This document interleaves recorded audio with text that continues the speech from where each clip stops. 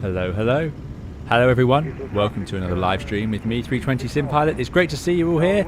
It has been a while, but we are back. This is the A320 in Microsoft Flight Simulator. It's like the good old days. We're going to take it for a flight from here, London Gatwick, our classic home base, down to Naples today in this fantastic old JMC Air livery. This is an old livery. Eventually this airline turned into Thomas Cook, which some of you may know it better as, but there we go. This is the Fenix Simulations A320, and it is recently had its Big Fenix update, which has a lot of changes. We're going to look at some of those, and it's been far too long since we've flown it. So that's the simple matter here. So, thank you all so much for coming along. I'm looking forward to this one. It's been a while. We're going to see how well we can remember the A320.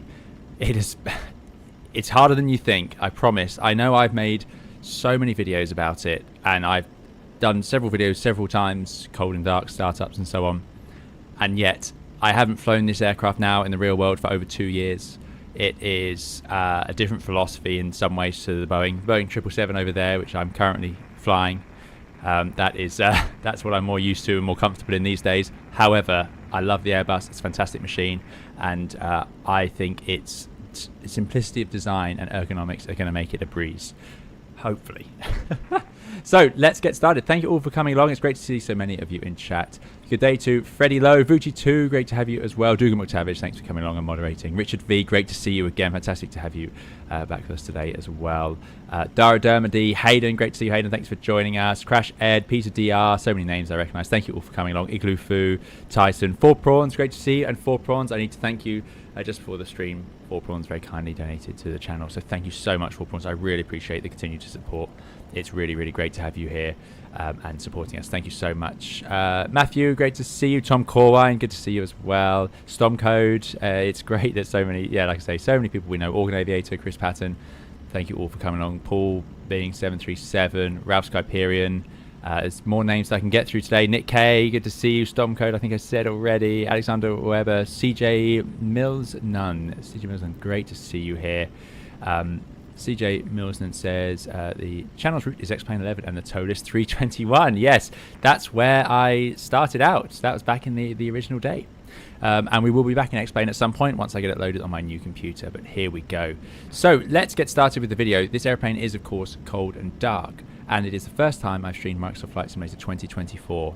As a result of that, I can only apologise for any technical glitches. I will do my best to solve them as we go through. I've done a bit of prepping to try and figure out as many fixes as possible.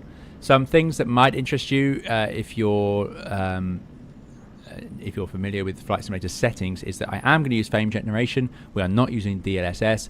I have found that DLSS, even in its best setting, does not get the screens to a sort of clarity that I'm happy with. I would rather take the frame rate hit but have screens I can read or have without any fuzziness on them. So as a result of that, we have quite a high frame rate today. It's running at sort of 50 plus frames a second, which can cause issues with the streaming software, but what I've done seems to be the best compromise between all of those. However, I can assure you it's running smooth on my computer, and if you get any lag on your side, I can actually see it's my video encoding, but I'm hoping that's all worked. I've got it set to a high bit rate and all this other good stuff, so we shall see. Now, most importantly, you might have noticed one of the reasons for the high frame rate might be that the fact it hasn't bothered to load in the terminal. I tried this yesterday and the same thing happened. I was hoping for some reason Flight Simulator 2024 would play ball with us today. This is, like I say, the first time we streamed it. This is our home base airport coming from 2020. This is the exciting thing. This is what I want to do, and it doesn't work. I don't know why. It's just not able to find it. I've got my computer plugged in. The internet's good enough for streaming. Let me just check. YouTube hasn't thrown any error messages. No, YouTube's happy.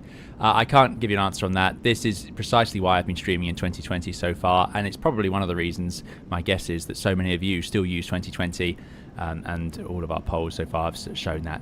I don't want to just insult 2024 because there are some great things about it, and I know some of you absolutely love it and have found it to work great for you. So that's why we're going to try it out today. But a frustrating start, no doubt. Some parts of Gatwick have loaded. Maybe if I installed a freeware or downloaded it locally, it would work. But you know, this is what people will do. They'll turn on the simulator, and this is what they get. Anyway, the aeroplane itself looks absolutely lovely. The Fenix A320, often considered one of the best add-ons ever made for any flight simulator, and it's certainly up there. There's no way to say it isn't. And it had this big update. First of all, big updates to the exterior in terms of what you can do on the walk around in 2024, which is one of the reasons why we are going to be using 2024 today. I want to take you around the outside. And also, I want to relive it. I've spent an awful lot of my life walking around A320s, so I like recreating it in the flight simulator, and it feels just like coming straight home again, actually.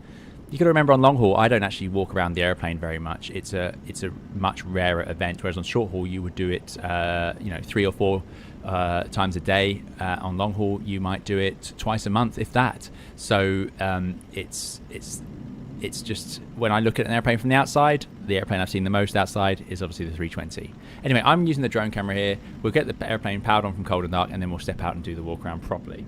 But thank you all so much for coming along. It's like I say, great to have you all here. So let's jump into the cockpit. My iPad's died, sadly. Just jumping over into the chat. And something else I need to say. I've had to lower my settings in 2024. I was on high. No, I was on Ultra, and I had to lower it to high end because I ran out of VRAM. I have an RTX 5080, and it's not enough to run it on Ultra at 1440p. So that was pretty disappointing too.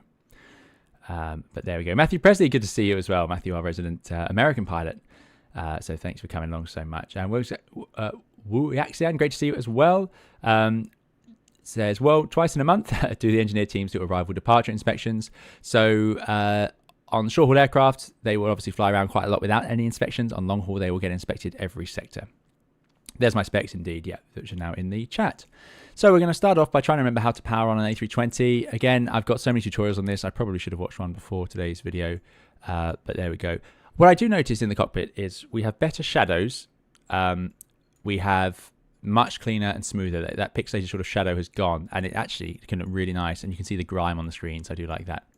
So we've got the landing gear lever down. Both wiper selectors are off. Batteries have good voltage, and we're going to put them to auto. Airplane's waking up. There should be desktop sound, so I'm going to turn off one of those, and then we'll give it ground power.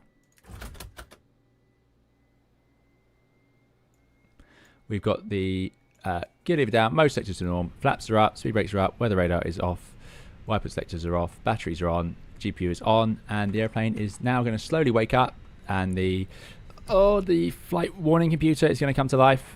And there we go. Our co-pilot has very trendy shoes on. So there we go.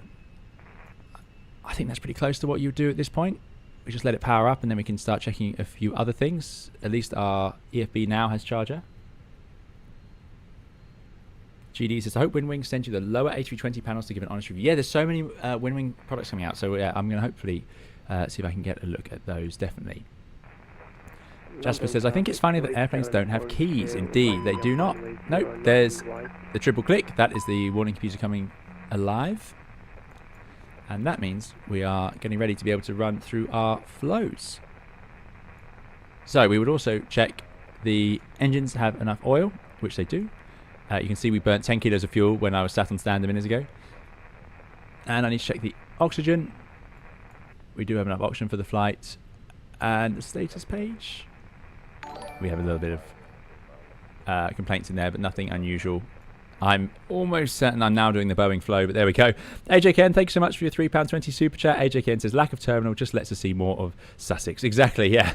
I don't know what's going on, and it's not improving. I thought it would load in eventually, but there we go. So thank you so much, AJ Ken, for supporting the channel. Thanks for joining us again today. Great to see you. Good. So we're going to come up to the overhead panel, and we're going to align the IRSs. 1, 2, 3 in the middle. All the flight control computers online. All the GPWS on. Crew supply. Put on the ground control for the flight recorder. We would have done a test as well.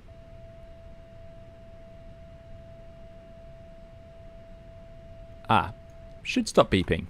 But there we go. There are different fits of CVR, to be fair, so I won't know them all. Engine fire tests.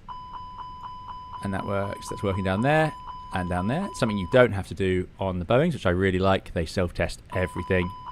But to be fair, there aren't many tests on the Airbus. They all work just fine. Then we would turn on the fuel pumps. External power's on. Actually, we should have started down here, shouldn't we? Should have gone bottom to top. It's the other way around on the Airbus. So there you go. I just started to feel like this doesn't feel quite right. Anyway, have nav lights on system 1, no smoking to auto, seatbelts I'm going to leave off for now because we're not fueled up. I am going to turn on the integral lights. And let's fire up the APU just so we are not waiting around too long. Actually, let's leave it off for just a moment until we've done our walk around, because we're going to do that today. So Stormcode says, why does some FCOM for A320 say we should wait until on-bat light turns off when aligning the IRS? You're absolutely right. You're supposed to do one, then the on-bat, then the other, but you don't have to on the Boeing.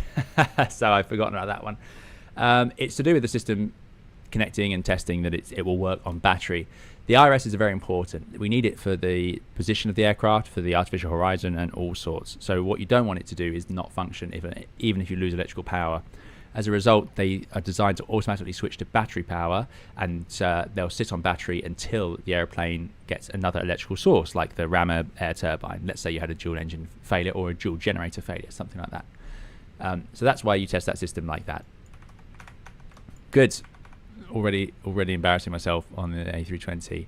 So now we're going up this way. That's fine. That's all fine. We've done that. We've done those, and we're not going to touch any of the cargo. The other flight control computers are online. Great. Let's cage our lovely old school artificial horizon. I do like that. You're welcome, Stormcode. Romula says, I have had missing terminals in 2020. I think it's one of those Microsoft Flight Simulator things. Ah, there you go. Yeah, I've never had it in 2020, but anyway, here we are. No problem. IRSs are in a line. That's good. Gear levers down. Anti-skid nose wheel steering is on. We don't do the auto brakes at this stage on the Airbus. I know that. And we have parking brake pressure. All the switching in normal. FMS is to come. We'll do that once we're back on the flight deck.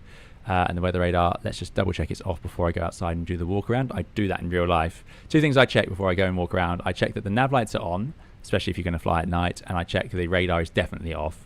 It wouldn't matter today because as there's no terminal, the radar would be above your head just shining out into space. But you know, if there's a building there, it's going to reflect right back at you as you do your walk around. Engine masters are definitely off. Transponder is in standby. Flaps, speed brakes up, parking brake is on. Good.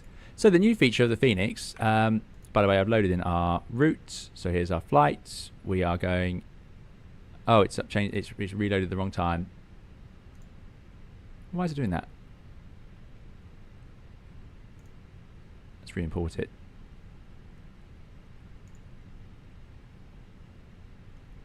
I'm not sure what time it suddenly came up with, but we won't worry about that too much.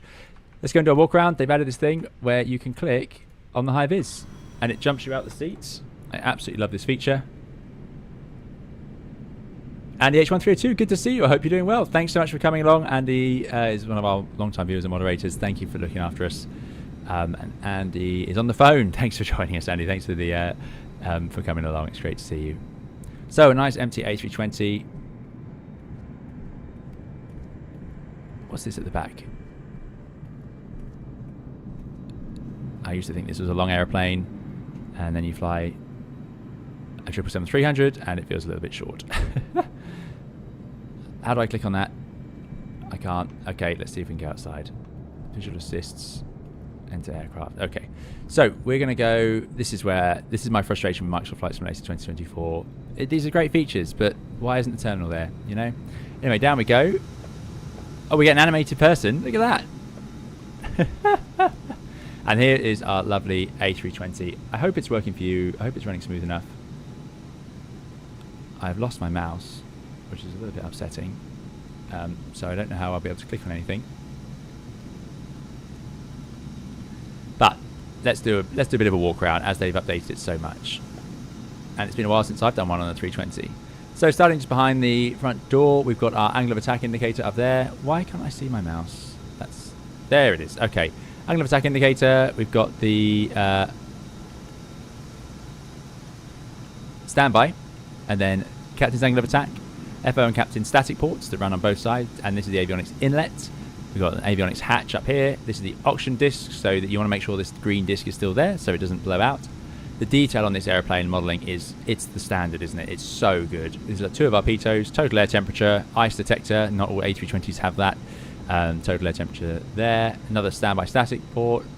Nice bit of wear on the nose radome. They tend not to look too bad actually, the radomes, but yeah, this one's had a bit of wear and tear. Then we have, this is ice, total air temperature, and then our third pitot port. Avionics outlet, so this always blasts out warm air. or warm-ish air. It's not as warm as the air conditioning packs. And then the other side, the other static ports. The static ports on the 320 are sort of connected in line with each other on the FO and captain system, and then the standby system is separate. But there you go. I love the grime coming down off the doors and everything. It's so good. It's just so impressive. So impressive. As we look around, nose gear. This is tiny by comparison. What's funny is the 787 is not much taller than this off the ground. It's amazing how low it sits. The A320, for its size, sits very high on the ground.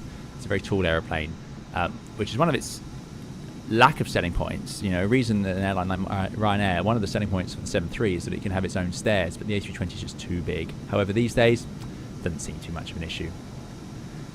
So, lights, nose light, taxi light, and these are the two runway turn-offs. This is the nose wheel steering disconnect, and it's just ridiculous. You can just see everything in great detail. And you would also want to check that you haven't got the nose gear pin in. It's a little pin that goes in here. It would stop that gear from retracting. Engineers will use it when they're working on it so that it doesn't collapse on them. Oh, it just looks amazing.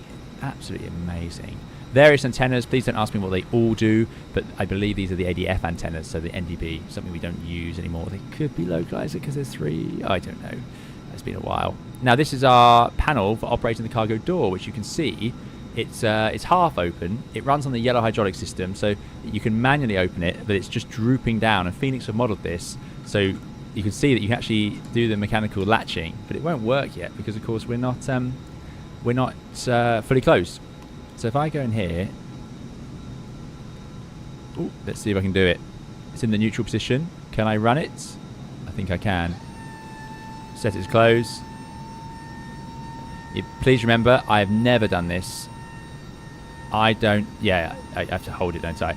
I don't get to fiddle with this. Let's open it. There we go. So you can hear that noise is the yellow pump. Are the sounds running well? Can people hear things? Matthew Presley says, the triple is so long that our flight deck Wi-Fi doesn't work in the flight deck. You think they'd add a single signal booster? Not my circus, yeah.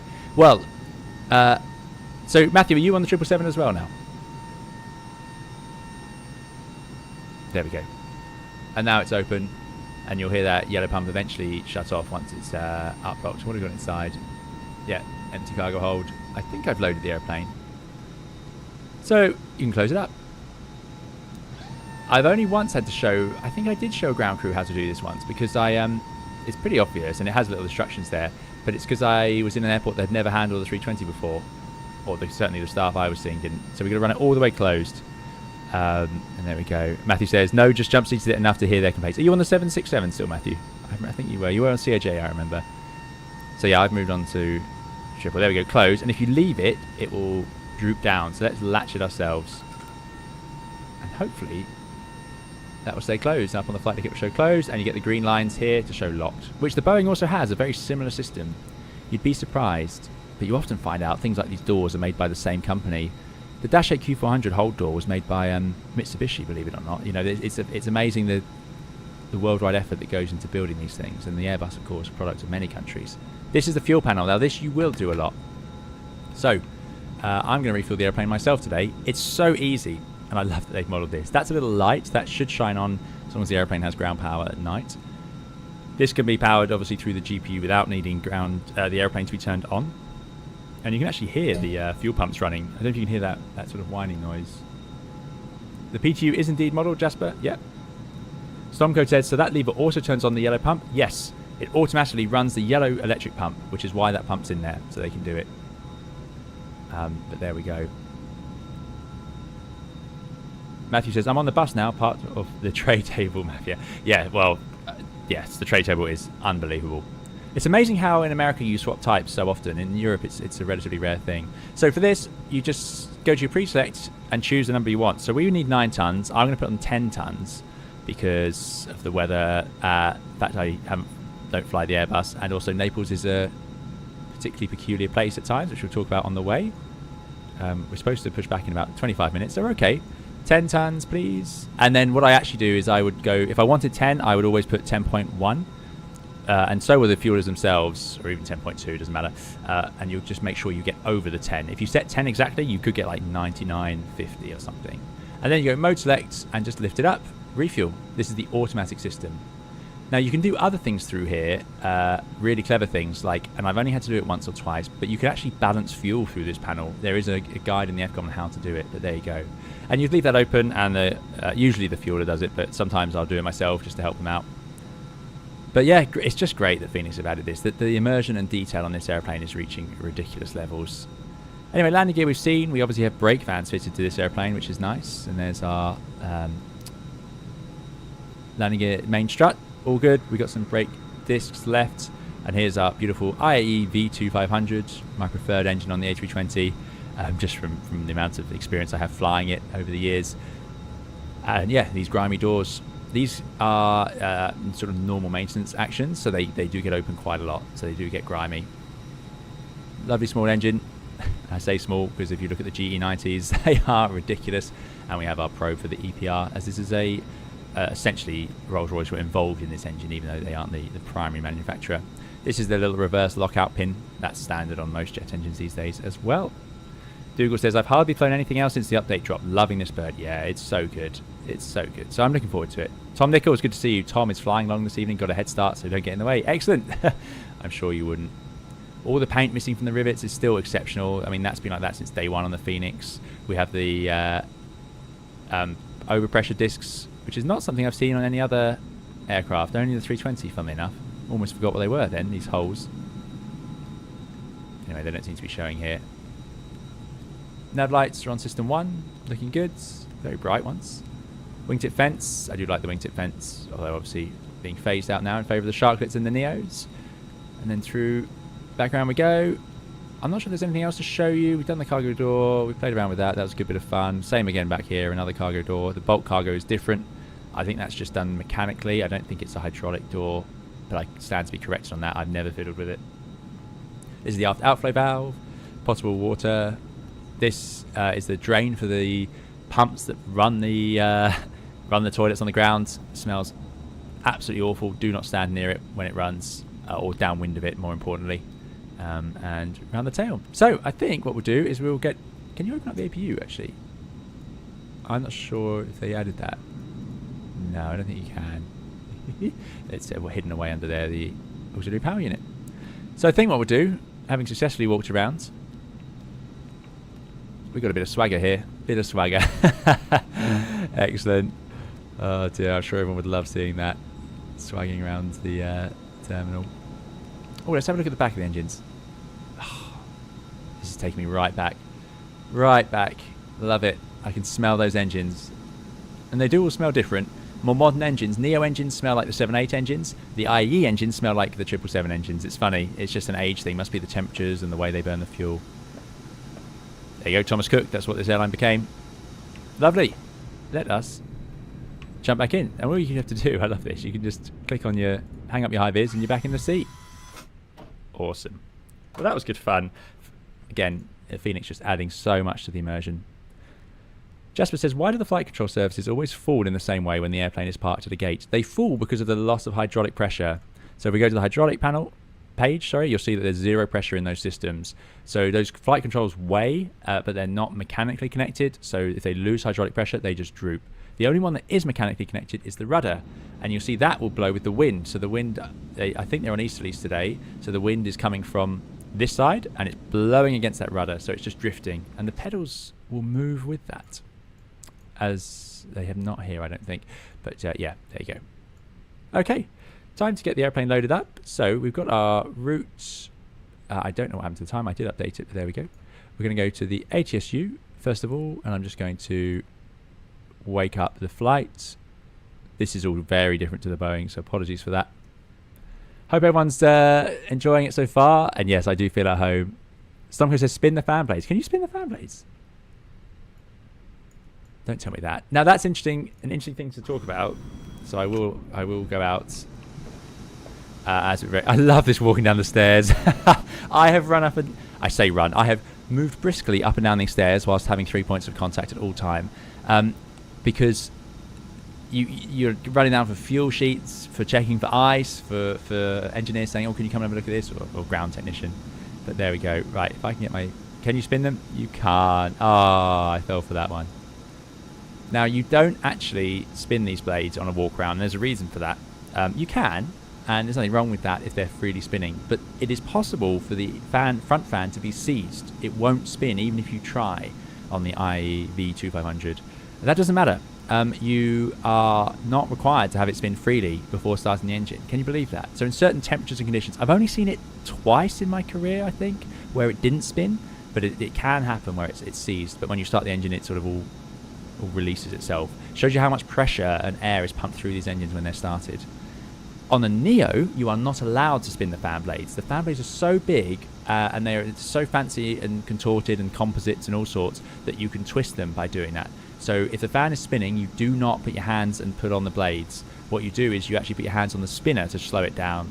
I personally wouldn't bother. You can't reach the spinner that well. And if it's spinning so fast you can't see the blades, you're not going to be able to stop it with your hands like that. It's just not safe. So what I tend to do is focus my eyes on a spot of the engine. Like I'll focus my eyes here, say, or wherever I can see it clearly. And then I will see any of the blades as they pass through that focus zone, seeing if any are out of shape or warped or anything like that. Yeah. Was that interesting? I don't know, but there we go. More trivia about flying airplanes. That's what we're here for, isn't it? Right, back in our seat. Love it. Love that system. So, down we go. JMC 247, Gatwick to Naples. We need to leave in 15 minutes. And we've done our data request, so that is good. I think we've already done that. Should be able to spin them, everyone says. Close as you can, and then you get the click spots in the 6 o'clock position. Oh, okay. Okay. That's all right. Our passengers won't mind if we're a little bit late. We'll be very, very quick.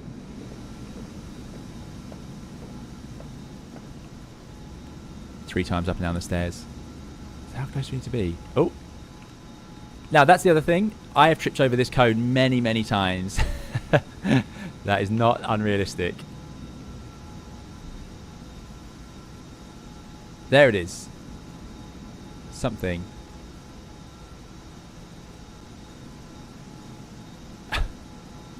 I don't know how to do it. I'm not even sure what I'm clicking. Ah, there it is. Look at that. Well, that's ridiculous. Now, if a passenger, so often when you have steps like this, passengers see you doing your walk around and they'll be looking because they're curious, you know, who's flying their airplane, what are they doing to it. If they see you doing this, I guarantee you'll hear someone shout, "You're going to have to spin them a bit faster than that, mate." That's what they'll say. 100%. You'll get someone say that, but there you go. Excellent. Well, they're spinning freely, but again, it doesn't matter, but there they are. Right, finally. Sorry, everyone. Important pilot business out there. Let's get back into the flight deck for the third time. And finally, we'll do the boring bit. We're going to load up our computer. That's done. So, MCD menu, FMGC, all upgraded. I've got the nice new database. You should be proud of me. I did update all the databases before this stream.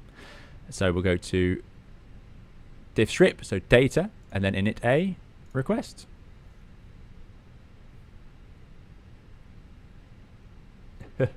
You end up running up and down the stairs. It would just be for all sorts of things. Yeah. Oh, the fuel receipt. Oh, we need to set the fuel panel. Oh, we need to do the walk around. Oh, they got a question about this or that.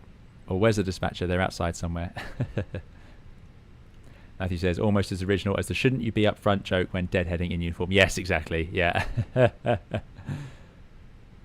We are on live weather, not live time. It's morning time here. I want a daylight stream so we can enjoy the Phoenix. We might move it to night or dusk because I know the 2024 lighting system is meant to be very good. Right, that has loaded in. Will be JMC 247. Costed X today, 39. Cruising level 370. Flight plan has uplinked. We don't need to do the IRS in it. It should have all done it on the GPS these days, which is great. So diff flight plan time. I'm not entirely sure of which way we're going to go. So let me just grab an ATIS and then we'll speak to our traffic control and get a clearance so we don't end up doing our classic, getting it all wrong altogether. So Gatwick ATIS. We're going with information November today with a QNH 1019. Outside air temperature is 29 degrees, although we don't need this because the calculator does it itself. And it is easterly 110 at 06. And they've got 08 right for takeoff. Oh, it's going to be a long taxi. Yikes, we need to get going. So departure, 08 right. And I do have the charts here.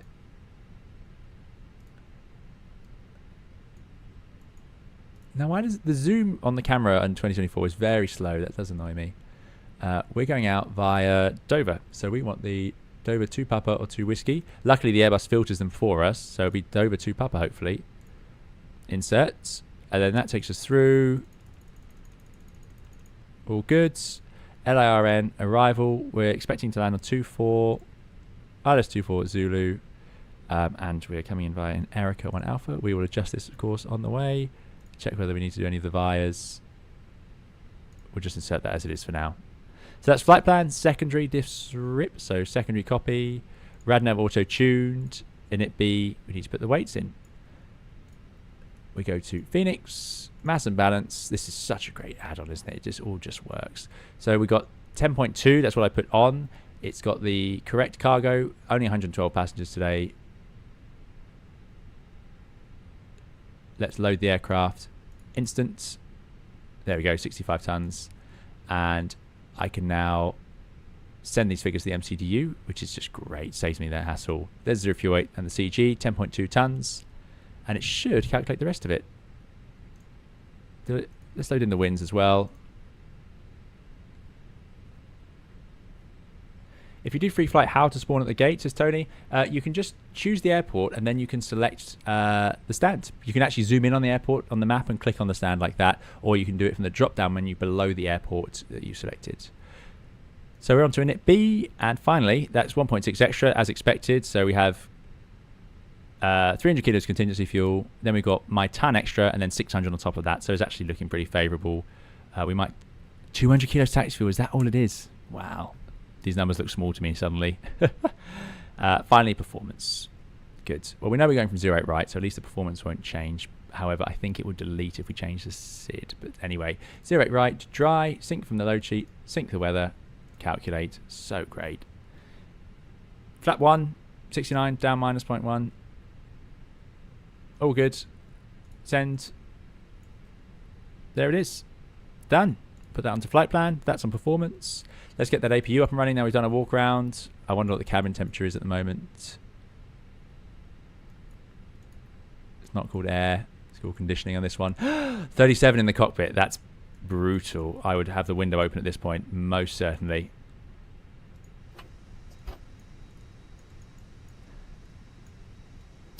There we go. Excellent. Great feature of the Airbus, and the great feature of the 777, you can open it as well. 787, sadly, you cannot, so you will need to get the air conditioning going pretty quickly. Now, this is not a great plan because, of course, I can't see my charts now, so let's get the altitude out of the way. Initially, I'm going to have constraints displayed. We've got the flight directors on. I'll put VOR on there. And I think we're in a pretty good place. I'll go terrain because there's no storms out there or anything. It's a lovely day. Belts can go on because the airplane has the fuel, 10.2 tons of fuel.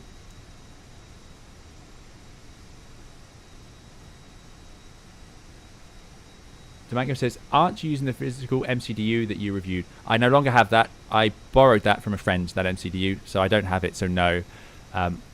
It was great. And I would, if I was simming at home, I would use it. I find that it's up to you guys really, but I figure that on stream it's better that I have it so I can show you what I'm clicking on, but that's entirely something I should discuss with you all. 1019 Q&H. Hopefully the APU's up there. There it is. Now these days they do, I believe on the Airbus you run the APU, or strobe should be an auto, to let it have a minute to warm up and let the seals warm up before you turn on the APU bleed. So we'll get rid of the sterner power.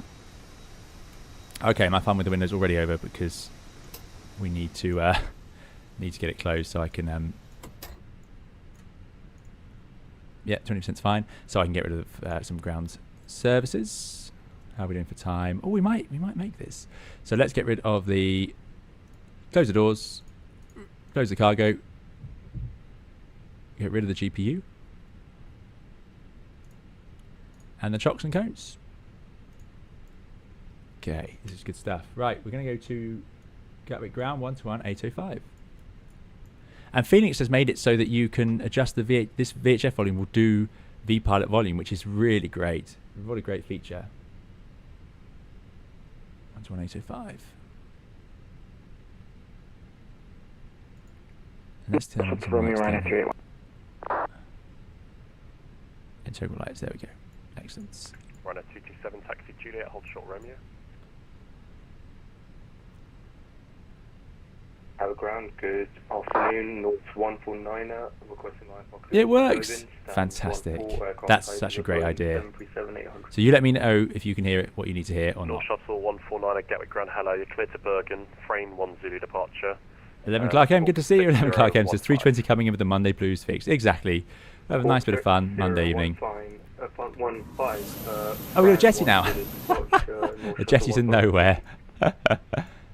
Easy 428. Please go away, jetty. Company A321 passes left to right on Juliet. You can continue taxi, holding point Juliet 4 via Juliet. There we go. Okay. So we are JMC. Easy 428. 247 with information. Left to right, continue Juliet to Juliet 4. And we are parked on Alpine 8351, request push and start. Alpine 8351, stand 101, push and start approved. 53? Push and start approved, face west, Alpine 8351. I'll just say, Shuttle 149. there's the grass behind us. Yeah, 53.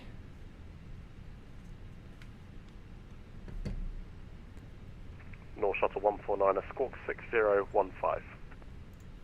Alright, we'll do that now, 6015. Yeah, there is ATC. We are on vaccine today. Contact Gatwick Tower 124230. Bye bye. Contact Tower 124230 for Jet Tower 247. Many thanks for service. That's you 2672 stand 107 request. Channel, yep. This is 2024 for you. It did this yesterday. My internet's fine. I'm able to stream to you. The sim's running smoothly. Unusually, I'm using frame generation to get that, but yeah. Gatwick Ground, hello, it's Steve 195, Runway 320, stand 5. I need to stop missing my chance in the queue. Flight plan to Naples. Super 195, Gatwick Ground, Roger, standby. Easy 428, contact Gatwick Tower 124230, bye bye. Easy 428, contact Gatwick Tower 124.230. Runner 381, continue taxi. Gatwick's as busy as ever. It's going to be a long taxi out as well. Runner 227, continue taxi holding point Juliet 7 via Juliet, Tango and 26 right. I should really learn how to do PDC on that sim. Flight time 2 hours and 10 today. Gatwick, good evening. JMC 247, stand 53, A320 with November, QNH 1019, request clearance Naples.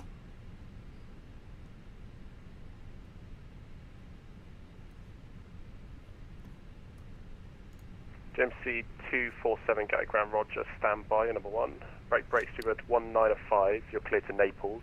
Oddvig 2 Zulu departure, then Yankee 311 to Dover, then as filed, squawk 7503. Or we can say Naples is filed on Oddvig to Zulu departure, then Yankee 311 to Dover, and squawk 7503. Okay, that's probably what we'll get. 0195, correct. Break, JMC 247, you're cleared to Naples, Oddvig 2 Zulu departure, then Yankee 311 to Dover, then as filed, squawk 0342. Thank you, JMC 247, cleared to Naples, Oddvig 2 Zulu departure, then Yankee 311 to Dover, squawk 0342, and we are ready, JMC 247. JMC 247, your readback is correct. Stand 5-3, push and start is approved, straight push. Push out approved, stand 5-3, straight push, JMC 247. Right. Oddvig 2 Zulu. Oddvig, Airways. Yankee 311. Mike, Gatwick Ground, Roger, and then we're taking that to Dover. 7 passes right to left, taxi stand 20. Dover. Inserts. What's the Ryanair from right to left? Stand 20 by Juliet, got 10, Mike, thanks. Ryanair 381, contact. I'll check the rest of the route a bit later on, because it was planned by Dover. So we'll make sure that works. But anyway, that's the initial routing. We can turn on the APU bleed. And 29 Kilo Lima, taxi, Sierra, do we have the checklist in here? Taxi Sierra, CFB, aircraft, checklists. Super 195, push and start, stand 5. How do they do checks on this Phoenix? It's in here, isn't it? 195, stand 5, push and start approved. Roger, push start through. Speed 195. Anyway, that's the routing changed. The performance hasn't changed. It's the same runway. We've got the APU bleed ready. Let's go to connect the tug. And if I go pilot brief, here we go. That's the flight plan. Sure, we had checklist written in here somewhere. Nordic 149 and negative. The frame 1 mic is off of 26 left. It'll be the frame 1 Zulu for 08 right. There we go. Right, gear pins, covers removed. Fuel quantity, we have 10.2 tons. Seatbelts are on and auto. ADs are all in nav. Barra ref 1019. Set 3 times. So, before start checklist, I'm going to make sure our windows are closed, thrust levers are at idle, parking brake is set. And we'll say, oh, and then we need to put the beacon on. And the transponder, which was set code 0342. Griffin 09 Yankee, stand 3, push and start is approved. Set to 1. Right, clear. 0, 3, 4, Ryanair 227, contact Gatwick Tower. and put that to auto. Bye-bye. And now we can run that checklist. So, parking brake is set. Takeoff speeds and thrust. We've got 147, 148, and we're going with Scout 3, 2 November Flex 69. 36, push and start. That's all set. Windows are closed. Beacon on before start checklist complete. Let's go to ground. Release the parking brake. Tug should be out there. It's not out there. First figure 2672, taxi Romeo, it's Juliet, coming. hold short Sierra. Straight push, thank goodness, which is much easier for us. Flex temp is the temperature with basically, in hot conditions, the engines can't run at such high power settings because the air is less dense, so it will put less fuel into the engine.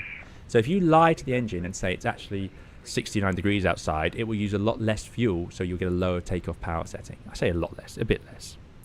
The result of that is you will get a lower power setting, but more efficient for the engine. It doesn't damage it so much or wear it out so much. So there you go. Oh, that's why we're doing a straight push. So yeah, it makes sense. Ryanair 40 November, Gatwick Grand Hello. So back we go. And I did set up. Zulu departure, squawk 5, Yes, a 2, wing 1, view. 0. Pretty close to that Neo.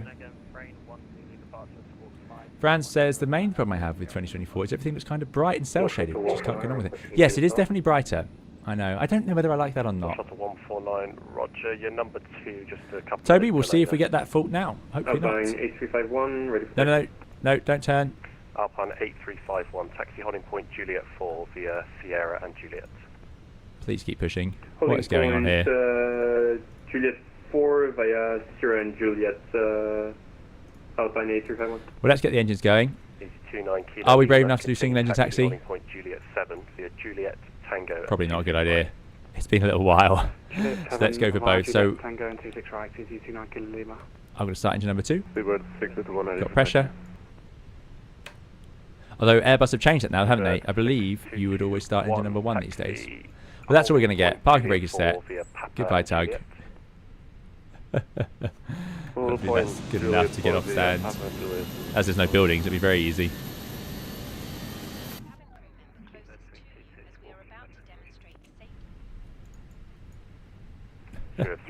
Roger, See if we get in trouble in just a moment. Yes, if you are enjoying, do please hit the like button. It makes a huge difference to the channel. Really, really appreciate it. 149, stand 14, push and start approved, face west.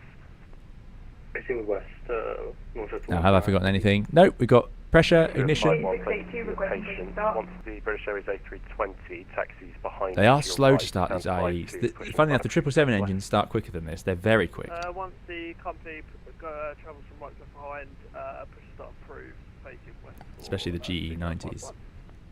2672, continue taxi holding point. On the Airbus, you used to start engine 2 first because it supplies the hydraulic system for the parking brake, so you could, in theory, have the brakes available quicker.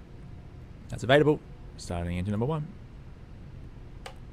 Which, by the way, engine 1 and 2 is like, you can't say it on the Boeing, so left and right, and it is a bit confusing. But, yes, the reason to start 2 was traditionally for that system. However, there's enough redundancy. There's hydraulics systems, there's the yellow pump, and there's the PTU. So actually, I don't think it matters. And it seems that Airbus has agreed and changed it around the other way now. Because what you will do is you'll taxi out on the left engine. So you would, if you're doing a single engine taxi, you'd need to start the right, sorry, the left engine, not engine 1 first. I couldn't have made that more confusing if I tried, but there we go. Hunter says, do you ever fly in Chinese airspace? If so, what is it like getting used to metric altitudes flight levels? Yes. What you tend to do, what places do is you will just fly on, you'll still fly, but you'll display the metric altitude, but you'll just convert it. There's conversion tables in the Lido charts, and you'll convert meters to QNH. You get used to it. It's not so great for flying approaches, but en route tends to be where you see it, and it's not too bad. You can fly approaches like that as well, and it's okay. It just takes a bit of conversion, and it's of course another step that you could get wrong. So the important thing is you both check it. There we go, that's available. Let's see if we can do the after start flow. Oh, so that goes there. Don't need the APU bleed. Don't need the engine anti-ice. Don't need the APU. Griffin 9 Yankee taxi, Juliet, hold short. I think that's it. Reset. Flaps 1. Goodness me, this is tricky. And we want down 0.1. Easy 8682, roger. Hold position, there's one taxi behind. Okay. And there's no status to see, so I think that's that done. After checklist, anti-ice is off, ECAM status checked, pitch trim minus down 0.1, rudder trim neutral. After check is complete, we're ready for taxi.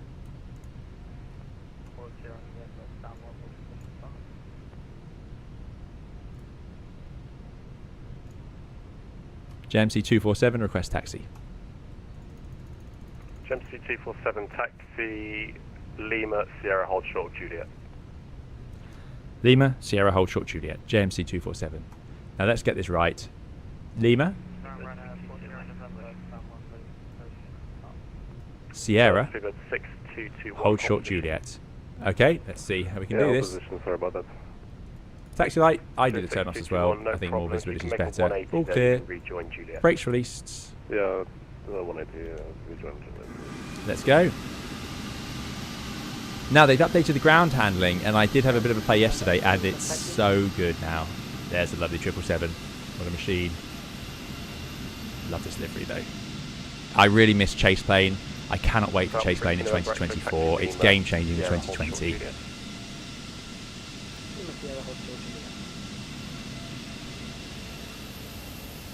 Ground shot on Yankee, taxi on Juliet. I don't think got into part of a red nose pushing back took the whole position. Griffin 9 Juliet, apologies, yes, thank you. Okay, now I don't think we can see ourselves on this chart. One give way to the British Airways A320, passing right to left in front. Good way to the British. But we're going a route I did not expect, so why has nothing loaded? Has anyone got any ideas? 124230, bye-bye. Tower 124230, Alpine A351, thanks for the good night. Free Scratch says different variants have different warm-ups. IEs when run within 2 hours only require 2 minutes. Leap 3 minutes no matter what time. Someone's got seagulls in the background. That's excellent. So, 095, Lima, we're still on. It was Romeo, needs to hold short, but it's all good. And then Sierra is what we'll take south. So, Sierra's after the control tower. I've never been this way. My apologies, Again, it's not like it looks like Gatwick at all anyway.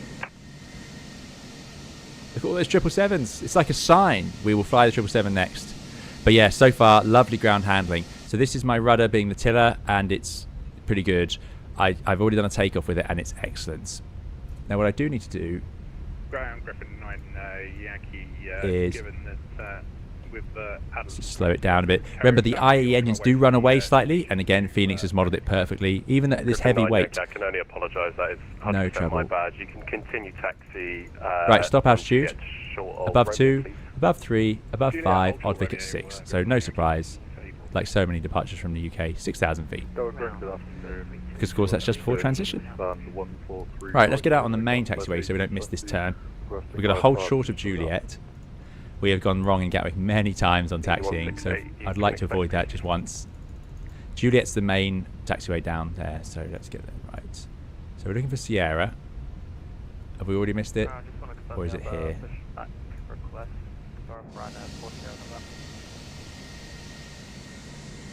It's got to be here. Sadly, not signposted at all. I can't believe that Gatwick is not a there's a little bit of a stack up there behind you. So premium airport given the costs involved. But there we go.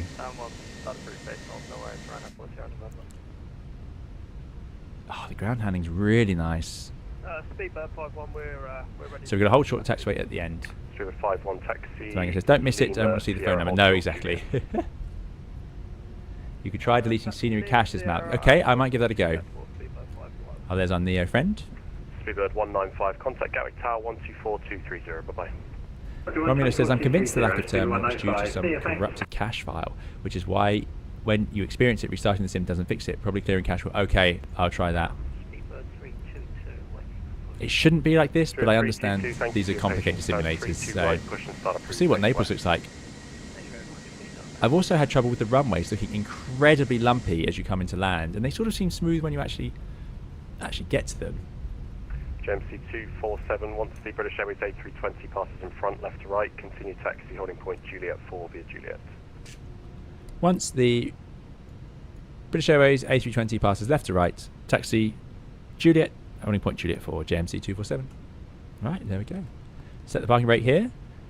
We're waiting for this one, then we're following Juliet, and Juliet 4 is right down there, just before 8 left. Juliet holds short to Sierra. Sam says, will you post a video regarding the BFU? So, I was all set to, and I was going to do it, and then I couldn't get it to run. I had awful frame rates, but below 20 frames a second, and I couldn't figure out why. I believe it's to do with the VRAM on my graphics card. First time, I never had trouble with my 3080, even in 2020, ever. This new card has quite a lot more VRAM, and it's still not enough to run it. So I've lowered the settings to high end, which is ridiculous when I think how much this computer costs, but there we go. There's our 320 to follow. I would assume it's British Airways. Unpainted.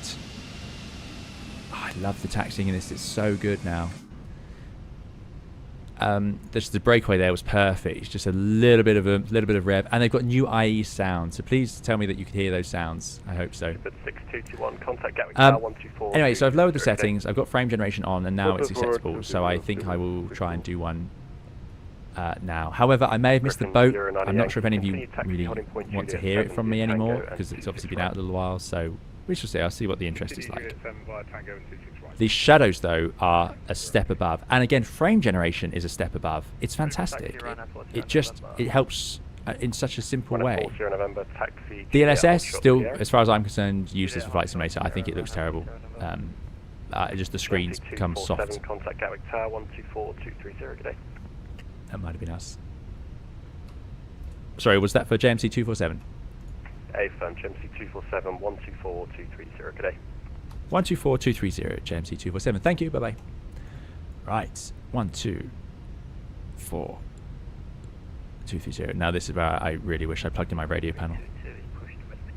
It's such a drag. 0322, taxi Kilo, Romeo, hold short of Juliet. 12423. Speedbird 2672, contact Gatwick Director. Okay, now we'll do our flight controls. 126, definitely 25, Speedbird 2. Full left. 672, thanks, bye-bye. Full right. Neutral. Full down. Full up. Neutral. And unlike the Boeing, you do actually have to look at this screen. And we would say we've done the rudders, because of course it's going to drive the nose wheel. Other pilot will do theirs. Then I'll put the weather radar, predicted wind shear, max auto brake, TCAS to TARA. Company message, this is to do with the whole load sheet system. I'm going to imagine we went with the final load sheet today. We'll do a takeoff config test. Update to our departure. Remember, we need to check our routing later on. But currently, we're taking off. We're going to route to...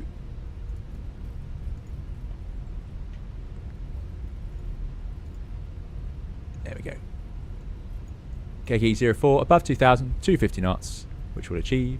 Then 10 at 3,250, 17 at 5,000, which is all in here. Yeah, it's got the restrictions. It thinks it can make 6, but we'll just let it fly it. Hopefully it will do that. And Odvik. So that's all fine. We're going flaps 1 for the takeoff today. Engines are nice and warm. It actually didn't take too long, actually. Look at that. An hour in and we're almost at takeoff. It's not bad going. So, yeah. I think we can run the checklist time. Oh, it's great being in the Airbus. It's so good. So, taxi checklist, flight controls are checked. Flap setting, config, 1+F. 1+F.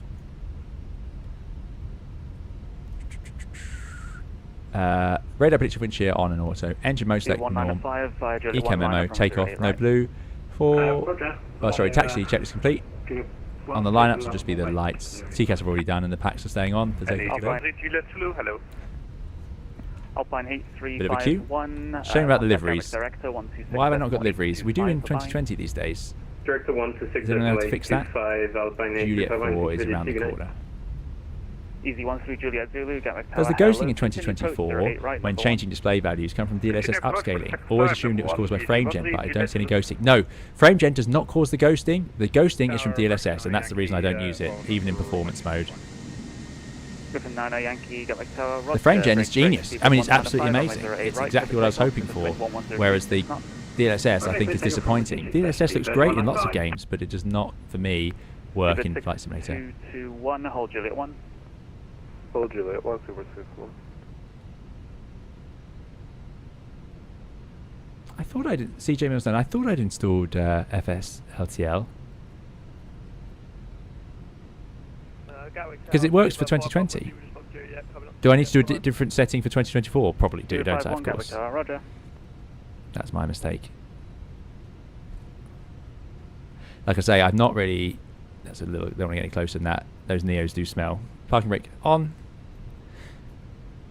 And we're going to hold here, Juliet 4. Look at the taxi signs aren't representative at all. It's a real shame. The default airports are just no better. They're just not good. In fact, we've gone too far because Juliet 4 is here. That's what's happened here. It's before this runway.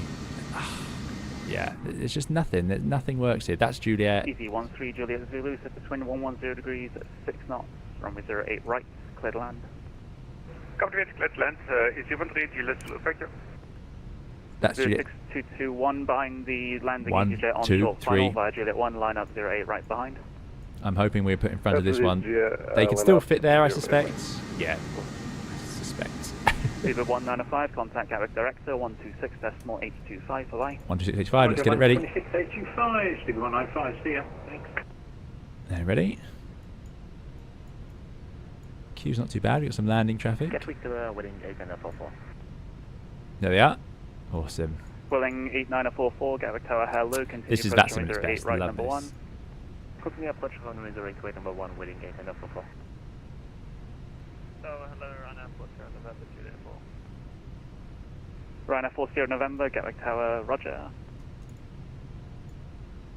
Indeed, you would turn the packs off as you line up, and you would turn them on again at thrust reduction.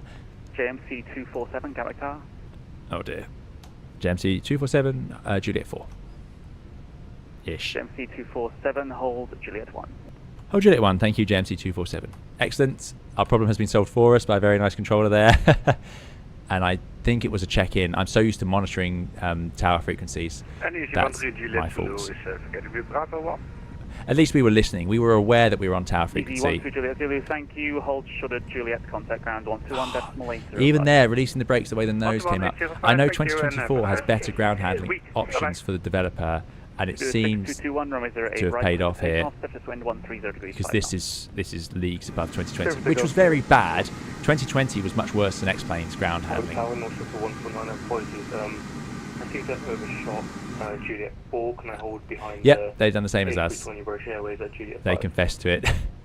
In real life, you always confess. Always. Because imagine if someone does have a wingtip infringement or something and it's your fault, then yeah. So they were being very nice there. That's what you would do in reality. 322 Gatwick Tower, roger. Says, how often do you miss ATC calls in real life? It does happen. If you're busy, you're trying to solve another problem, you're trying to run your briefing or something, you can miss it, you know, doing the update or some flight controls check. We try not to. It's obviously not great. And if you miss one, you tend to be a little more careful and not miss any more. But sometimes other things are going on, and air traffic is not the first priority, it's the third priority. It goes flying, navigating, and then air traffic. So Defender it can happen. Yankee, hold the Juliet 1. Willing 8944, runway 08 right, clear to land, 130 degrees. New controller. Get the traffic. Griffin 09 Yankee, hold Juliet 1. 09 Yankee, holding Juliet 1. Look at that. Yeah. CMC 247 behind the landing, Willing A320 via Juliet 1, line up 08 right behind. Behind landing, Willing A320 via Juliet 1, line up and wait behind JMC 247. It's always satisfying to get that radio call right. There we go. Gatwick, director Sadly, it's in 126, white, but left I'll take that as a following. It is an A320. Contact that with director 126. So, parking brake released. Stop bars are out. Bluebird 51, Gatwick Tower. Lights on. Strobe lights on. Yep, with you, Bluebird 51. Bluebird 51 behind the British Airways. And then- hold Juliet 1. Alert the cabin crew. Don't remember how that works on the Airbus. It's different on the Boeing. There we go. Right, takeoff's going to be half side stick, 2 clicks forward after we stabilise the engines. And then we're climbing pretty much straight out. Behind the parting A320 via Juliet 1, line up 08 right Should behind. really put it in flight mode, but we'll do that later. Let's not get Line up away distracted. behind the departing GMC 09. Yeah, none of these airlines have had the money to paint, exactly. So hopefully we'll see a less sort of twitchy takeoff roll, and the airplane will, I mean it's pretty much a headwind, but the airplane will feel a little more realistic, a little more weighted, rather than like a go-kart. Okay, we're lining up and waiting. GMC 247, 0 right, 713 degrees, 5 knots, clear takeoff. Good takeoff 08 right, JMC 247. Okay, wind from the right, half side stick. North Shuttle 149, it's not disregard. Engine stabilise, a little bit too much there, and then 2 clicks forward. You hear my thrustmaster creaking. Start the clock. That is, man, Flex 69, SRS runway, order thrusters armed and blue. That is fantastic sounds. It sounds amazing. And look at the weight on the rudder. Look how smooth it is to bring to the centre line. It's trying to weathercock slightly right. I'm needing a little bit of left rudder. Stick to neutral. It'll be quite a long takeoff roll today, because we're at a full D rate on a long runway with flaps 1 at high weight. Spirit 51 behind departing company. V1 rotates. A320 Juliet Okay, 1, nose is line up, releasing that rudder, line letting up it for weathercock. 08 right behind. Positive rate, sorry, positive climb. Gear up, there it is. Oh, overpitched a bit there. Spirit 51 behind departing company. Wow, breezy. A320 Juliet 1, line up It for is 08 thermally right today. Nice, rotation felt nice. Behind the company, A320. Definitely feels a little, the wind felt a little exaggerated, but it does seem to be swinging around. Griffin 09 And off we go. Right, clear takeoff 713, special 713 degrees 5 knots. Phoenix is a lovely feeling airplane. It always has been. They do fiddle with it a lot, so it does change around a fair bit. 1,500 feet above the airfield, coming up shortly. There it is. Following the flight directors. Pitch feels nice. Thrust levers back 1 click to climb. Thrust climb, climb. Order thrust. GMC 247, contact Gatwick director 126, decimal 825, bye-bye. 126825, JMC 247. Thank you, bye. 126825. Fantastic controlling out of Gatwick there. That's awesome. What we're doing the Oddvig. Go director, JMC 247, Oddvig, 2 Zulu, passing 2,500, climbing 6,000. James E 247, Gatwick director, hello, climb now, flight level 80. Climb now, flight level 80, JMC 247. Now, I'm not sure what's going on here. EV 461, The gear has come up. 220 knots, 10 flight level 70. I've never seen an airplane, you know, with 10 knots of wind level off like that. Let's put the autopilot in, see if it does any better. 2066, turn right, heading 050 And we're cleared to 80. degrees, cleared ILS approach, runway 08 right. I'm not sure. I think the turbulence is still too strong. I did tone it down, but anyway. Above the S, flaps go up. Disarm the speed brake. I'm just going to check with the controller for JMC 247. Can we confirm that's climb now, flight level 80? Speed 220 knots, AG 8650.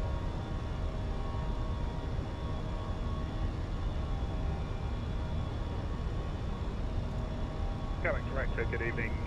I'll check shortly. Seaford, 4 Zulu departure. Griffin 09 Yankee, Gatwick director, hello, climb to altitude 6,000 feet. It's not a below, it's just an at Oddvik, but I will check anyway. Control, sorry, JMC 247. Can we confirm that it's climb now to 80? GMC 247E firm. Thank you. 80 standards, and you can see what's happened as a result is we've got Alt FL60 because it sees that as a restriction. 461 Golf 3, 5 miles So, to touchdown, descend to altitude 4,000 feet, correction 5,000 feet, QNH 1019er.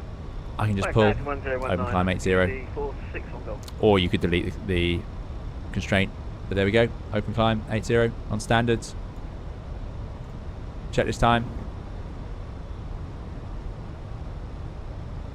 Not departure change. Oh, they don't do enough takeoff in it. Fair enough. Fly heading 130 So I'll get rid of the nose gear lights. Just run with the landing lights, and that's it. Great. It's because the Airbus is so easy. Look at this. Easy 461 Golf, turn left heading 340 degrees. Stormcoach says, I think 24's turbulence is wrong. Maybe you need to lower it. I already lowered it once, but it is way too strong. 10 knots, and look at it. That's awful. That feels so bad in the airplane. Speedbird 51, Gatwick direct to low, climb now, flight level 130.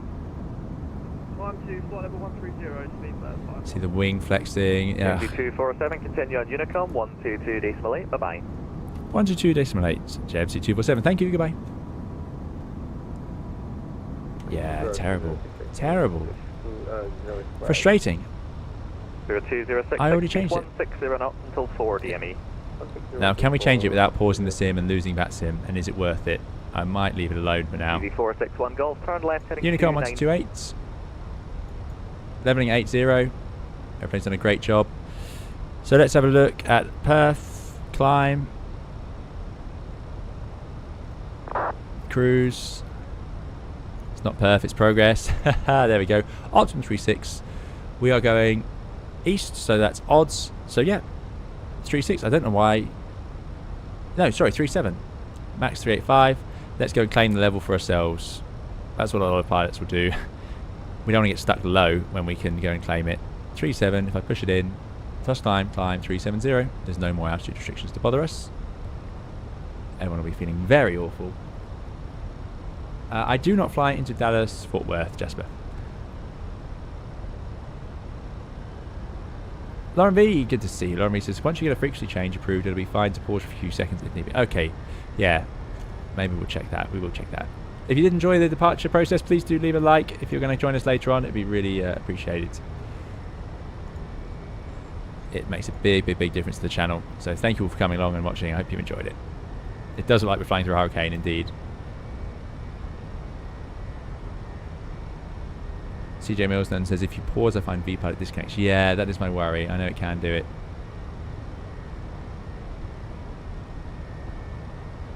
Beautiful day in the UK. Unusually clear. So, we're off this chart basically already. Where are we? We're coming up to Oddvic, yeah. We're here. Oh, what I can do. Time for airplane mode. There it is. Good.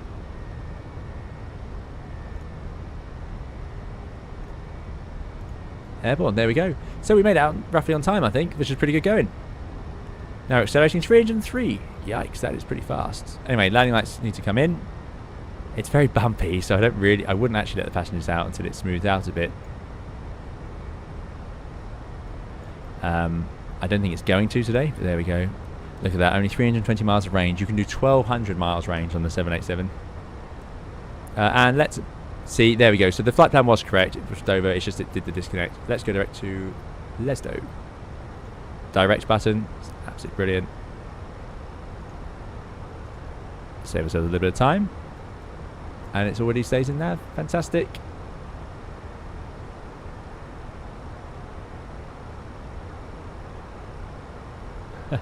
Igly Food says, so what's the story of you driving trips now instead of the 78? I will explain all that. It will become clear. I'll do that. I'll go to airport as well now we're up here. I will do that next time we stream the triple. We'll talk about it. But yeah, I mean, essentially, I am lucky enough to have had the opportunity to fly the triple now. So I've always wanted to fly as many things as possible. And yeah, I will talk about, I can't wait to talk about the PNG and the differences of the 7.8.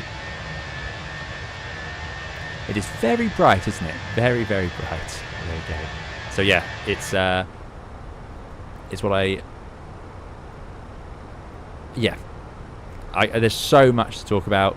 The difference between the triple and the 787, and the triple itself. And of course, the PMDG is a high fidelity simulation of the 777. So we can really go into some details with it, which is fantastic. Really, really, I'm looking forward to it. Now, if we turn this EFB off, will we save some frame rate? Yeah, let's turn it off, see if that helps.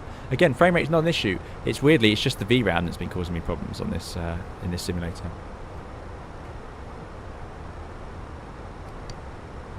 Jake says, do you miss the A320 now after flying the 787? I do. I do. 320 is great. There's so many great things about it. It's just works. The design, especially of the automatics, is so good. It's sort of hard to express how clever the open descent, managed descent system is. And I think I prefer using it myself over Flitch, VNAV and all this stuff. There are some things though. What's quite fun is operating the Airbus like this reminds me of some of the things that the Airbus does badly compared to the Boeing. And there are some things. Because when you fly the Boeing, I just notice the things that I miss from the Airbus, but I don't notice the things it does better. Yeah, I'd like to fly the A350 or A380 Hunter, definitely. Crashhead says, looking forward to some triple streams. Absolutely, we will. Thank you for those likes, those of you who added them in. Thank you so much, really appreciate it. Fuji2 says, apologies for copying the flight number. Spooky, hopefully not too much confusion at the other end. No problem, Fuji2. It does happen. It happens in real life. You can be on a frequency and the controller will say, caution, similar call sign on frequency. So we're the JMC 247 and there will be like a, you know, a Thomas Cook 247 or something, or Kestrel there'd be. But it's fine. They usually warn you. It's a bit awkward going to the same destination, certainly, but we'll manage. We will manage. Right, looking good on the fuel. So what I want to do now is go... have a look at this message. Alright, you see, I've forgotten all about this page. That's not it. Can you see that I'm struggling?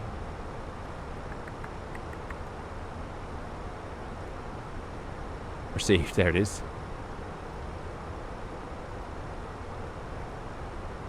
This system is not used everywhere. So there were revisions in theory, but yeah, I don't know. Actually, did the Fenix automatically change to 55.8? Oh, it's just the takeoff weight. Well, why would the takeoff weight update if the zero fuel weight hasn't? We didn't. Oh, is it the fuel? The initial load sheet had a takeoff fuel of 8.7. It was the fuel. Very clever. This one should say fuel in tanks. Goodness me, the Fenix is so advanced. That's ridiculous.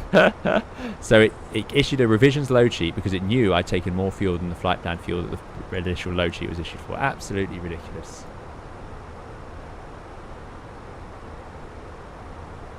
Baku says, do you usually power on the APU during refueling? You can. There are some aeroplanes where you're not meant to. Some places might not like it, but yes, in general, it's not considered an issue. The APU on these aircraft have automatic fire extinguishing systems. They have automatic monitoring. They have FADEC effectively. They're very advanced. They will shut down. They have automatic fire bottles if they need it. So, yeah. In fact, you can even run the APU in what's called on the Boeing on an unattended mode, which you can also do on the A320, where it's safe to be left alone, but it will automatically shut itself down if it needs to. So yeah, once upon a time you wouldn't have done it whilst fueling in case of a fire or sparks, things like that. Upside Down Hunting Hat says, sorry if I missed it earlier, but what is the expected arrival time? Well, that's a great question.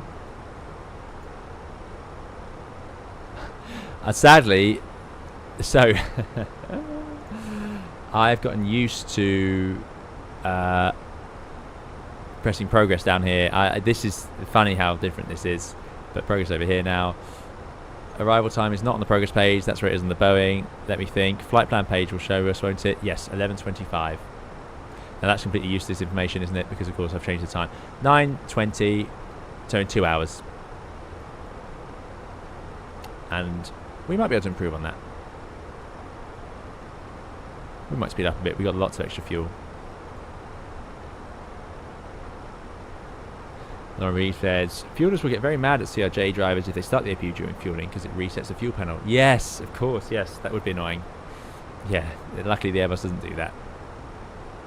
Yeah, it seems to have calmed down, you're right, 28 knots. Airplane's behaving. It's going to be an interesting final approach. Passengers out. Free scratches, how are you finding the triple? It is... Again, so much to talk about. But short story is I like it. I like it. The triple is... It's a piece of... I like it because we talked about this last stream. It's a little bit like heading back to the golden era of Boeing's, and I say that not in any sense. I'm not talking about all the oversight and so on. All I'm referring to there is I like the Boeing 757 family, and I would love to have flown it. So to me, that brown tan cockpit is that era. So it's great to fly an airplane that has that, and there are so many things about it. But again, I'm going to save it for the stream in the triple because it'll be more useful.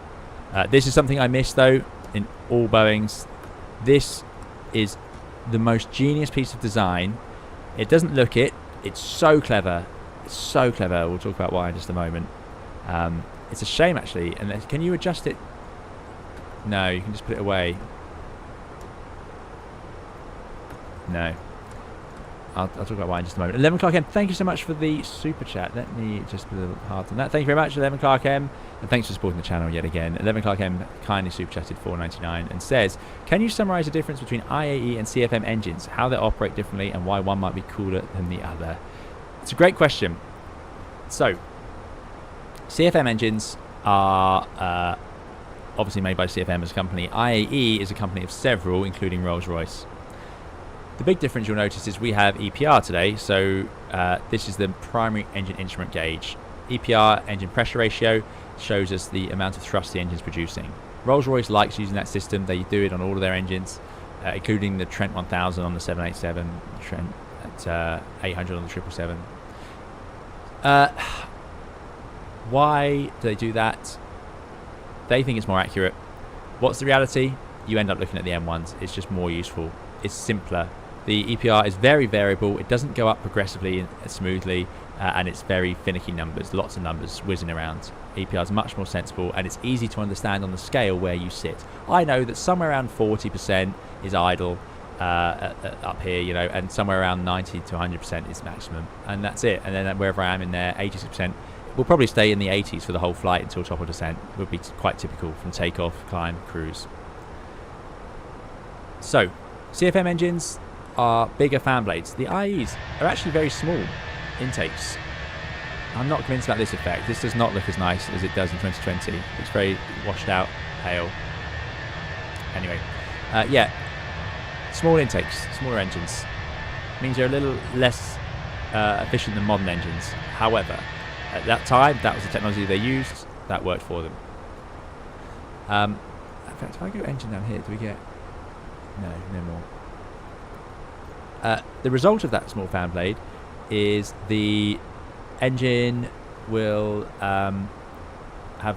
When you idle an IAE engine, it doesn't produce as much drag.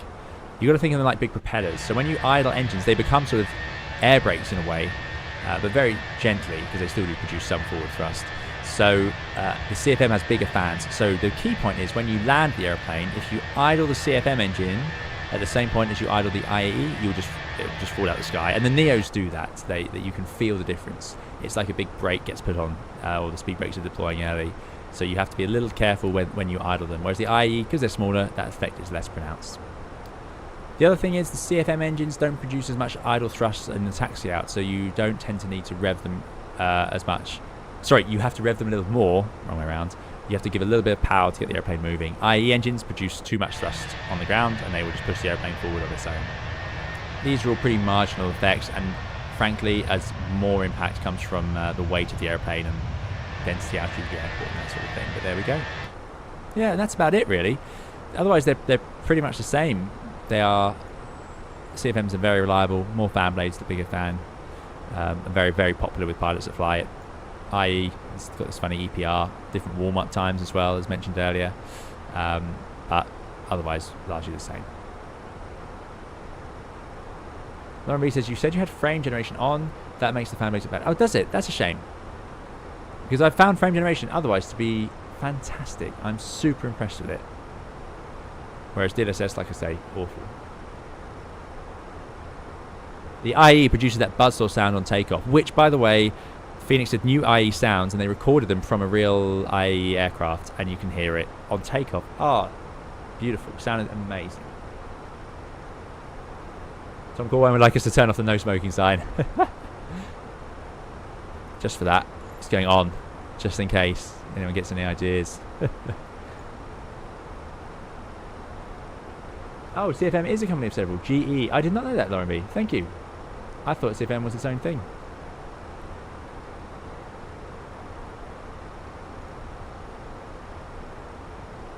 Free Scratch says, have you seen the sun visor turning off the ADR 123 recently? It reaches perfectly. I have not seen that. Has someone managed to do that? I'd be impressed. I've flown Airbus for years and never seen it get close, but anything's possible. There's a first time for everything.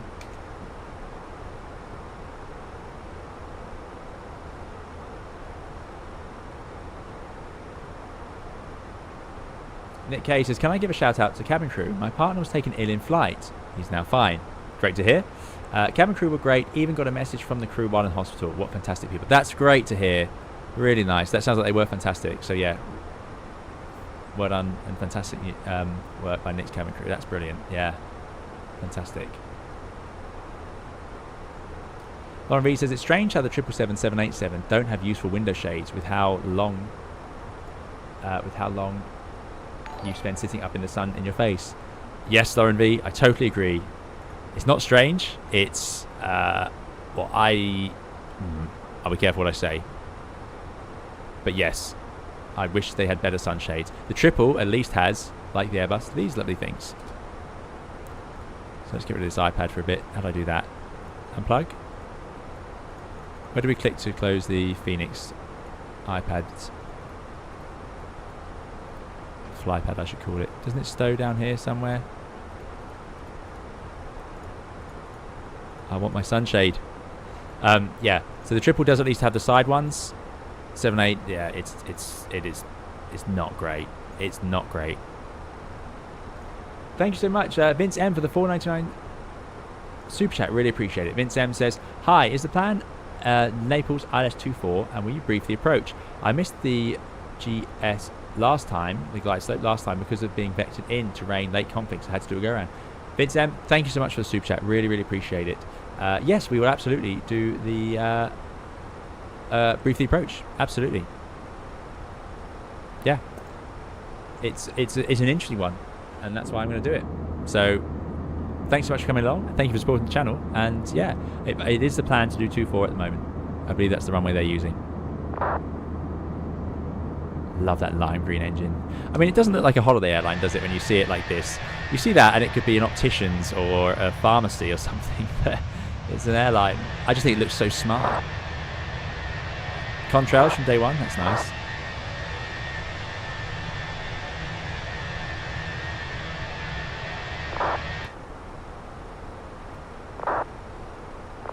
Hand mic. Thank you very much. There we go.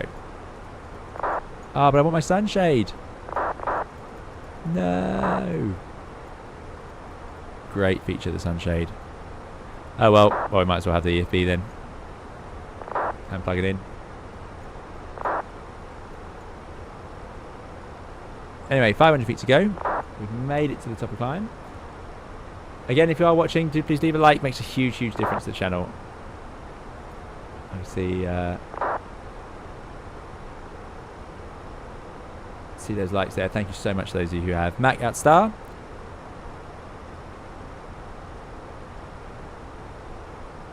Thank you very much for those likes. Very kind. Right. TCAS can go to below. And now, something we don't do on the Boeing, a little bit of a check through the systems pages. The reason we don't do it on the Boeing is these systems pages aren't actually, they're not telling you much. You would just run the checklist if you get a checklist. You won't look at these pages to diagnose the aeroplane. So Boeing actually doesn't want you looking at these. They're distracting. And they can also generate symbols that aren't true. On the 787, the fuel page, can actually start showing you different things in certain failure scenarios, and the checklist says do not look at it or don't pay attention to it because it's nonsense, which is amazing, really.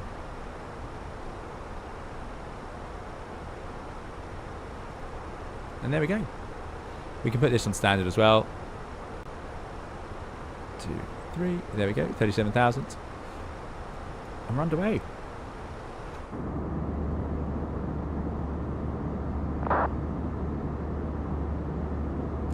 Tango says the altitude on stream layout isn't being updated. Let me just check why. Yes. Sadly, the overlay seems to be missing almost everything.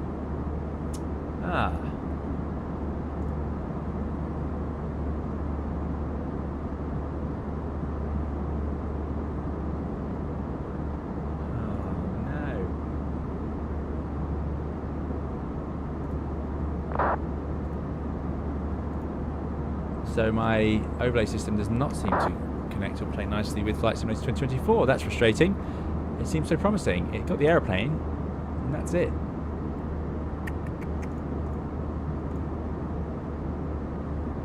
It's got the frame rate. Oh dear. Okay, that's interesting. Something for me to figure out. Thanks to Mango. Dougal says many passengers have little understanding of how well cabin crew are trained. Great people. Yeah, very true.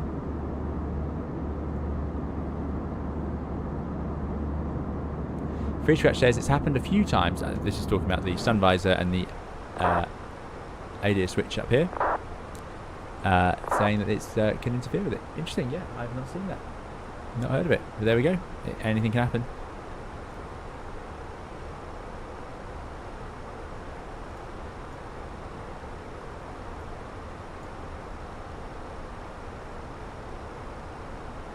Mark H says, any thoughts on how the BFU compares to FS Labs now?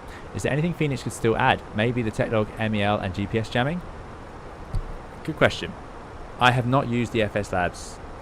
I should try it out and compare it. I'm going to ask, actually. Let's ask. Let's do a poll. Always good to do polls on the cruise.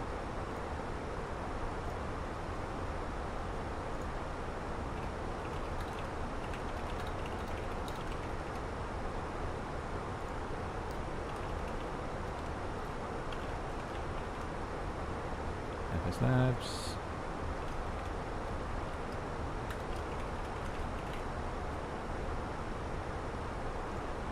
Okay, let's see what you fly.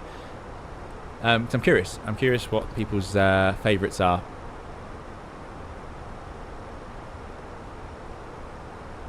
I am indeed on Vatsim, Eddie. So, what could Phoenix add? I don't know. Phoenix is one of those companies that has managed to always surpass what I would expect. A bit like Fly-by-Wire have when they were putting printouts and stuff. This is more than I needed from the simulator, and they thought of it and put it and implemented it. So I'm not clever enough to think of what Phoenix should do next, because they've just done so much already. I'm not complaining about this.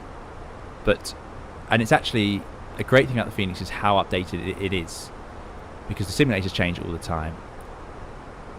What I do find is the Phoenix handling has changed a lot, several times over, and I've had a couple of times where I've actually felt I think I preferred the old handling. That is subjective, and it depends how your joystick's set up. I tend to keep my joysticks linear, and that now is what they recommend for this new updated Phoenix, and it's working really nicely.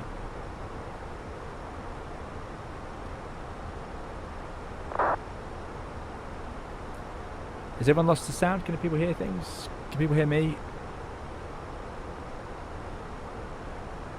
Oh, my vote is now showing up in Streamlabs. How weird. Now, I've had 70 votes and not one person has said they fly the FS Labs. Is that true? Does nobody have it? Eddie Sweetman says, what do you think about the V2 Anybuilds A320neo in the base game? I have not had much luck with it in the small time I've spent with it. Tom Corwin says I can hear excellent. So I have not I can't pass much judgment on the Unibuild's A320neo. The problem is I have the Fenix, and I don't get as excited about flying the Neo versus the CO. I honestly, to me, it's the A320. There is handling differences in the real aircraft, but in this, I like the CO.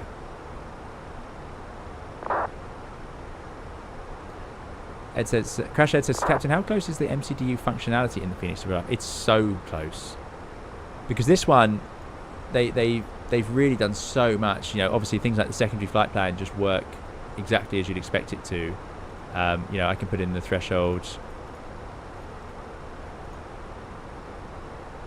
if I actually could spell, and you do that all the time in real airplanes. There we go, 600. You know, I struggle in the Fenix to think of anything it doesn't do, and it does features that, you know, I perhaps would not use and would have to look up, but the entering holds, it's all here. So yeah, I think it's excellent. It's just great.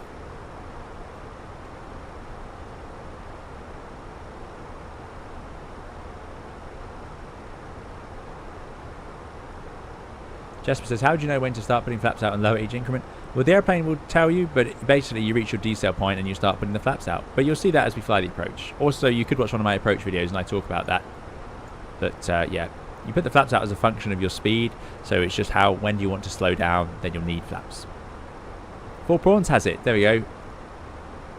2% say FS Labs. 4 Prawns says, it's quite good. So 4 Prawns, what do you think? Is it, how does it compare to the Fenix? The volume has reduced. Okay, let me have a look. I think the airplane's just been quiet in the cruise, especially in the flight deck.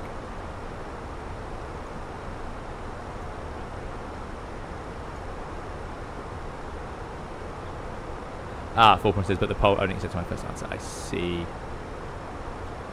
Learn a language, see you.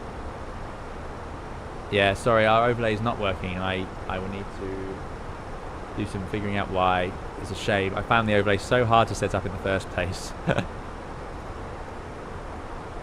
Looks like we've gone to default scenery down there as well, which is a shame.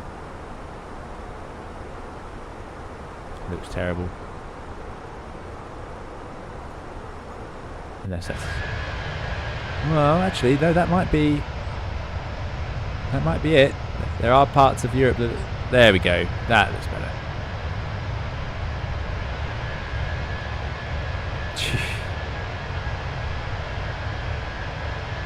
Looks like it's getting outdated for sort of summer heat wave time. Where are we? What city is this? France, yeah. That's about as much as I know about that. So there we go, 2% FS Lab. So most people are in the Fenix, some people are in the fly-by-wire. No surprise. I'll close that poll. 107 votes there. So yeah, the Fenix continues to be the one that most people are using. Falcon says that FS Labs handles very well. I might try it. The problem is my authority on the Airbus is reduced versus now the Boeing, and particularly the PMDG 777 is where I sort of can speak the most. So I know there is a you know, I'd hate to pick up a product and talk about it at such a level of detail when I no longer fly it, you know, because what if I'm misremembering? It would be pretty mean of me to say something that wasn't true.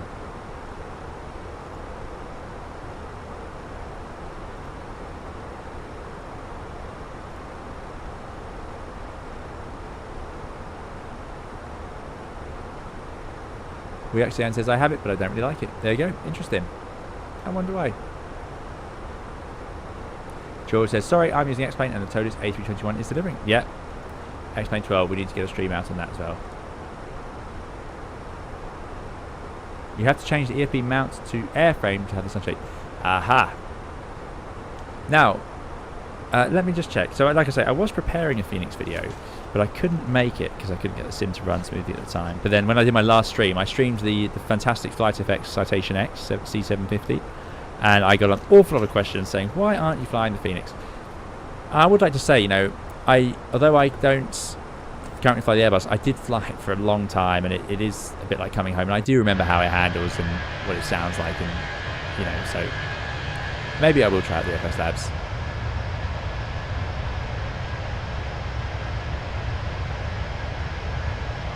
It is nice to be back in it.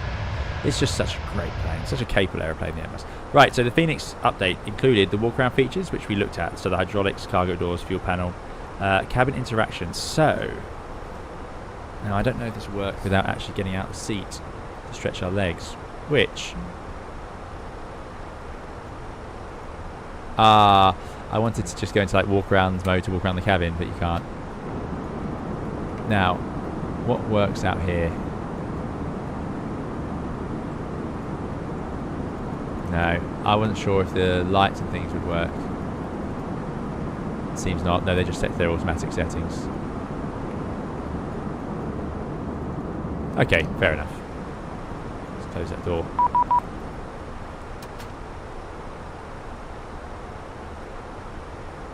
Right, we have a controller.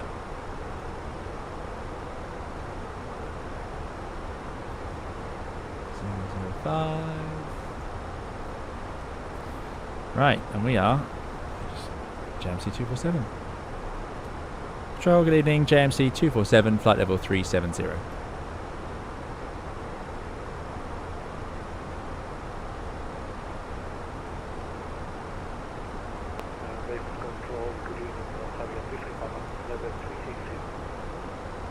Look at the speed, that speed sort of deviation that much, that's quite serious. Made up 4 minutes so far. Control, JMC 247, flight level 370. JMC 247, RAS control, good evening, identified, proceed direct to Dev D. Thank you, direct to Dev D, JMC 247. Excellent. Now, unlike the Boeing, we have a direct page. Dev D. No. Look at the speed though. Afternoon. Yikes. Identified. Proceed direct to Dev D. The turbulence is still pretty severe. Can't see any other airplanes around me. Don't think I need to do anything to turn it on the Airbus, do I? No, traffic is on there. It's just not close enough, I suppose. Company message. And a station calling subcraft 32 November X-ray. Check your microphone as only static for now. JMC Ops. He wants 1,000 minutes of delay. Yeah, we're not doing that. Sorry. We did not leave late. We left early. 32 November X-ray control. Hello, identified. Welcome flight level 390, but you're already there. And direct to Dev.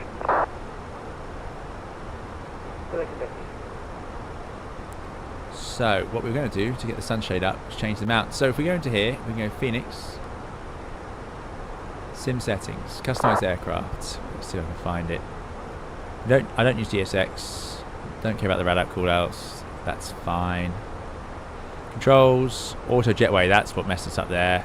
Auto door. That's fine. Scrolling acceleration. And 35 Papa, you're already leaving my airspace. Monitor advisory. No, I'm not going to have that on. That's for the dials. Actually, I will try it. Just for the frequencies, it might be really useful. I'm not sure what incremental thrust handling is going to do. Cabin, lights, visibility, yep. Yellow hydraulic steering, fine. Nav in the go-around, yes, that's the thing that most Airbus autopilot are updated to. Maybe not TCAS autopilot, although then they are mostly updated. LDEV, yes. Auto switching, definitely. I think every Airbus out there will have that. Dual advisory eye detection, no, that's a fancy feature. Not many Airbuses I don't think have. Virtual ACARS, fine. EFB mount, hello, Big 575. Big 575, RAS control, good evening. I read you 5 now. You are identified. Flight level 330. Proceed direct to Airbus. Oh no, it's still not working. What am I doing wrong? 50 is available. Big 575, no, that's it is approved. not having it. 350. Anyway, I still prefer this. Thank you very much. 350 and Airbus. Good question. Thank you.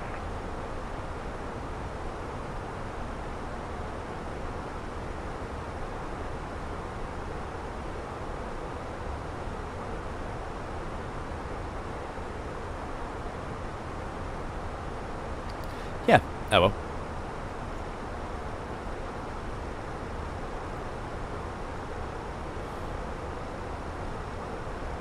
Right, let's have a look through.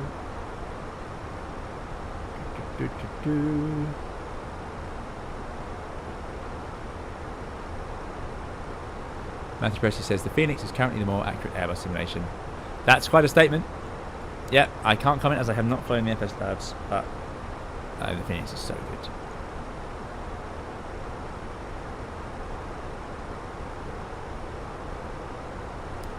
Nick Kay says I've just been trained from sound engineer to lighting. Amazing how much of the sound stuff has gone out of my brain. Yeah, it does. It does. If you're in a job that requires a lot of stuff to be memorized, then it will. Your brain can't hold it all forever. Matthew Presley says, would be neat to see things like CFDS simulated for more realistic line ops, e.g. the difference between MCD VAP and FAC VAP on older Airbuses. That's something we have to deal with daily. Oh, of course. See, like I forgot about that. Yeah. Yeah, these are little things. So I remember it when we come to it, I suppose. But yeah, on older Airbuses, the FAC, 327 ion frequency. So the flight augmentation computers, they generate the VLS, and that might sit closer to the approach. So you're supposed to have 5 knots above it, as per standard, and then you can adjust that if needed. But you might not get that because they just calculate it slightly differently, or the airplane is not quite the same as it once was compared to the weights. And yeah, you end up with you sit close to the VLS. Out of interest, Matthew, what do you do in that situation? Do you change the VAP or do you leave it alone? I've never seen it be so bad that I think it has to be changed. I've never seen it sort of in VLS. Tomango says 370 at the start is pretty nice. If you're on 777, you'd probably be at 300. Yeah, so 327 correct when ready. We're pretty heavy today, 10 tons of fuel, but not many passengers. So that's how we got straight up here. Took off at 65 tons-ish, which is not that heavy. You know, if it was 70, it could be a bit worse. Also, I'm guessing the temperature up here is minus 49. Yeah, it's not that warm or cold really. Actually, I'd say that's a little bit warm. Yeah, ISO plus 10. But in fact, that's a great feature. I missed that. 327 when ready. Boeing don't seem to think you need this information. On the 777, even the static air temperature is not displayed. You have to go into the progress page to find it in the MCDU. On the 787, it is displayed. Another thing that's missing on the 777 is the current weight of the aircraft. It's shown here on the Airbus. It's shown on the 78 in a similar position. 777 doesn't bother to show you. I think that's a bit. I would like to see that displayed, but it's because 777 is running with these small screens, and they did not format them as well as the Airbus. However, there are some more things you can do with the screens for the Boeing. They're a little more flexible, a little more. Dougal, thanks so much, Dougal, for the £10 super chat. Really, really appreciate it. It's very kind. Dougal says, let me just let my chat synchronize. Dougal says, it's been a privilege to be part of the Manta crew over the years, even more so to finally get to fly along with you. You taught me so much. And Dougal is running as a Speedbird 322. Excellent, Dougal. I'm glad to hear it. And thank you so much for the super chat. Really appreciate it. Dougal's been a big supporter of the channel since right at the start. It's meant the world to have your support. So thank you so much for coming along. And there we go, I can see your chat now. So thank you so much for coming along, and thank you for supporting the channel so much over the years. It's your enthusiasm and support that's really made a difference for us. So thank you so much, and great to have you flying along with us today. Where are you? Let me look on that map. See if I can see us. We might be in a bit of a convoy today. Yep, there's the Speedbird 322, and we are ahead of you. There we go, excellent. Fantastic to have you along with us. And thanks again for your super chat, really appreciate it. Matthew Presley says, talking about this VLS being too close on approach, Matthew Presley says, we changed the VAP. I've seen it 4 knots off before. Yeah, if it was 4 knots off, I'd change it. 2, maybe 3, I probably wouldn't bother. But yeah, fair enough. Free Stretch says, I've changed the VAP a few times because of that personally. Depends a lot on the skipper. Yeah, some people don't like it, and there is a reason. So you can't tell it's going to do that until you're on final approach. So, and fully configured. So the one reason not to change it would be the risk is you go to change it. I think you change it in here, the app, you type it in there. And it has happened where people have just got the number wrong and stuck in like 165, you know, instead of 135, they accidentally hit the 65. And what will happen then is the target speed will shoot up, the engines will go full power, and you'll just destabilize the approach. And remember, if you've already got landing flap out and you're at the final approach speed, you haven't got long before you're at 1,000 feet. So that's why you might not do it. But if it's too close and you sink into VLS too much, you could get the airplane saying speed, speed, which is not ideal either. So it's a balance of risk, isn't it? Like everything in flying.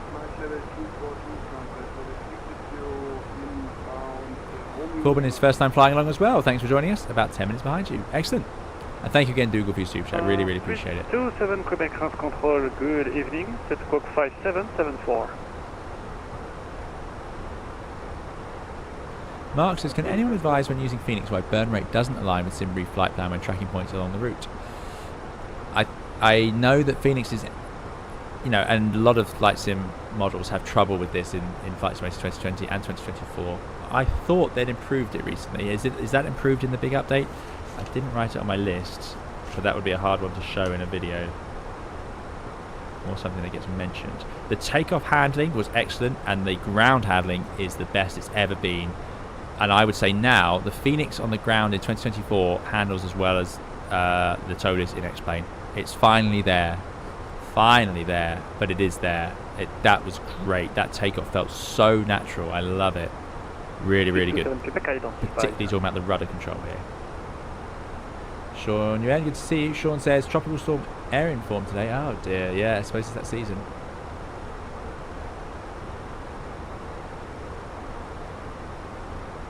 Matthew Presley says, if you dig into the CFDS, you can put up the fact weights and you can get an idea it's coming. Inside the CFDS, Alpha Parrot, call up GWFL. There we go. See, these are the things I never never retain. I might have seen someone do that once, but yeah. I have done it where it's been sort of 2 knots off VLS, 2 or 3 knots, and it's not... I've not had it say speed. So I think it's relatively rare. It's more if you put the speed brake out, something will get upset.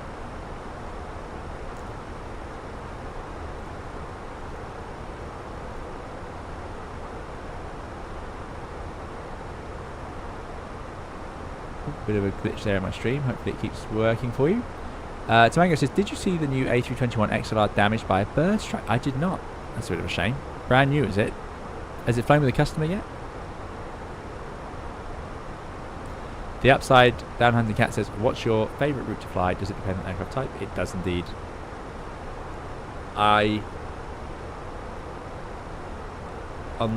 long haul, I'm all about what the destination is. Quebec, proceed direct. On short haul, I was more likely to like a route because of the type of flying involved. On long haul, more relevant is going to be, well, what's it like when you're there? So it's a shame to say, but that's the reality, because you're going to spend plenty more hours there than you are flying approaches. And I'm Montreal Beauty for Delta Tango passing 355, descending 3402 Basis. For Delta Tango, ground control, good evening, identified, proceed direct, Arvol. Direct Arvol, Beauty for Delta Tango, thank you.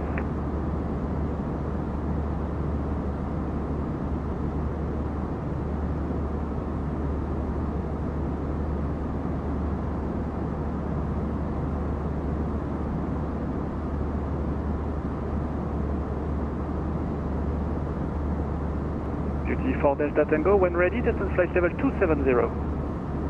When ready, down to flight level 270, Beauty for Delta Tango.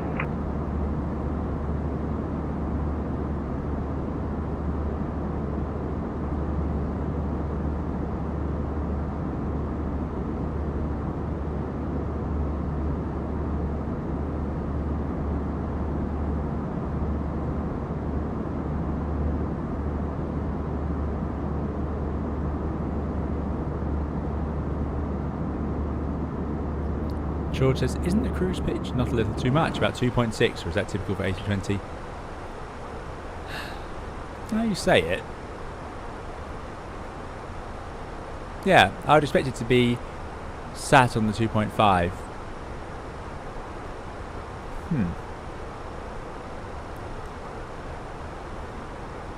Now someone asked if we could print, so let's have a look if we can.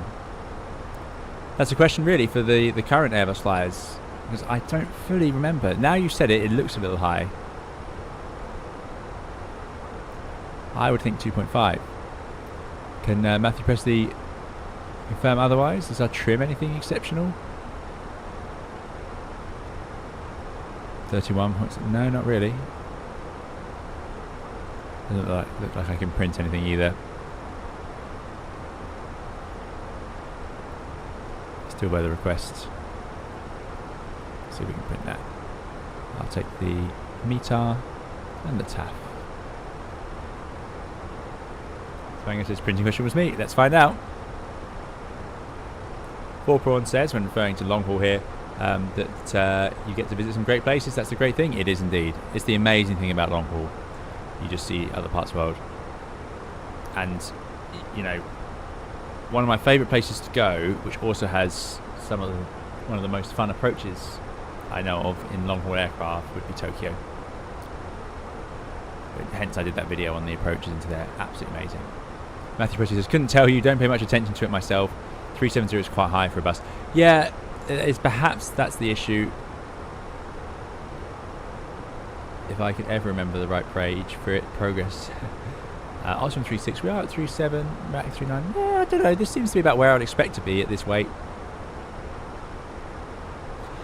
Someone said earlier, in a 777 you would be at 300 to start. In a 777-300, yes, you'd be quite low down. It can start the flight, even without even if it's only like a 9-10 hour flight, it might start down at 330, and then eventually picking that flight level up. 787, you'd start higher, 36, 37, quite easily right at the start. 787 has a lovely big wing, and it's just got so much room. It's an amazing bit of design, the 787 wing. The Airbus is obviously a little bit older now. This is the original wing on the CEO. It's not changed much for the Neo. They've just changed the way it handles a little bit, so they're more confident in it. But yeah, it's still this is a wing from the 1980s. Remember, this is older than the 777. 11525 ground control, good evening. Recycle squawk 5662. Squawk 5662.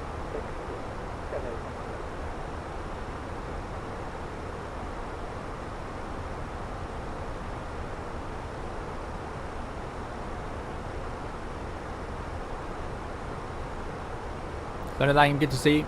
See you next time. Thanks for coming along. Cubing says, would you recommend the Totus A320 family? I haven't flown them for so long. I suspect they're very good. I want to try them again before I pass comment.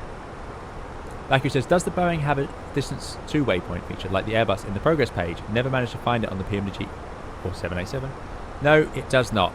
And I miss it every day. So what we're talking about here is this, where I can just type in absolutely anything, a runway, a waypoint. So even if the DME is wrong, you've got that there. And I say DME is wrong, I mean the DME is out of sync, like it is so often in America. But no, 787 doesn't have that feature.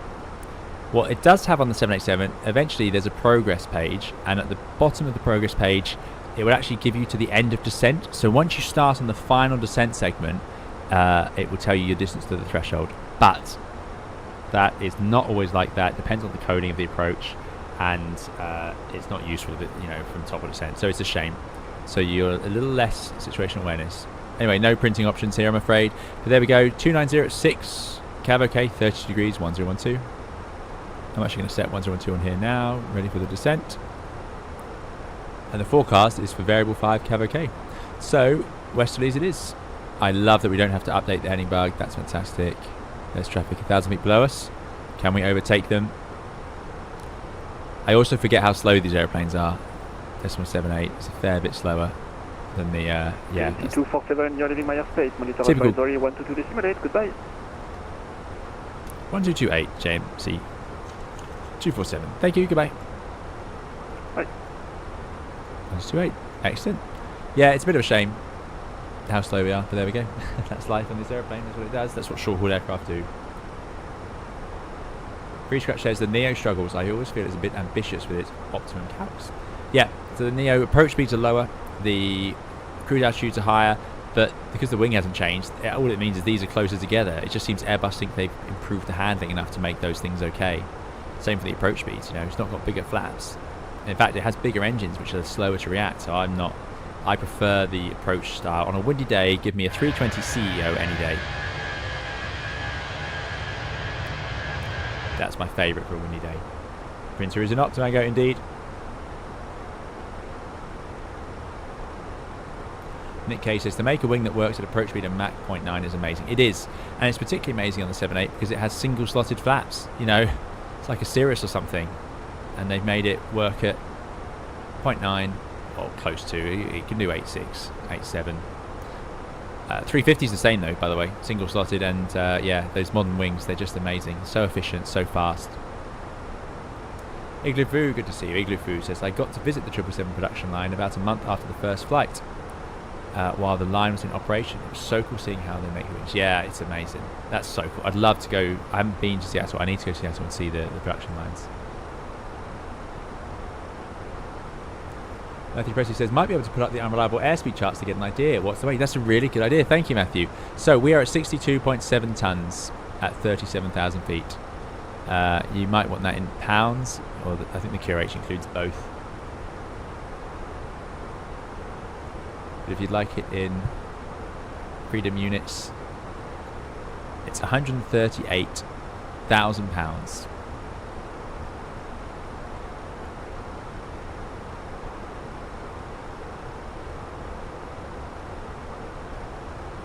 Who says they pretty much lay out the carbon and have this huge mobile autoclave that moves back and forth, laying and cooking the layers in real time, so the whole wing is one piece. It's amazing. Is that on the 777X? Or the 787?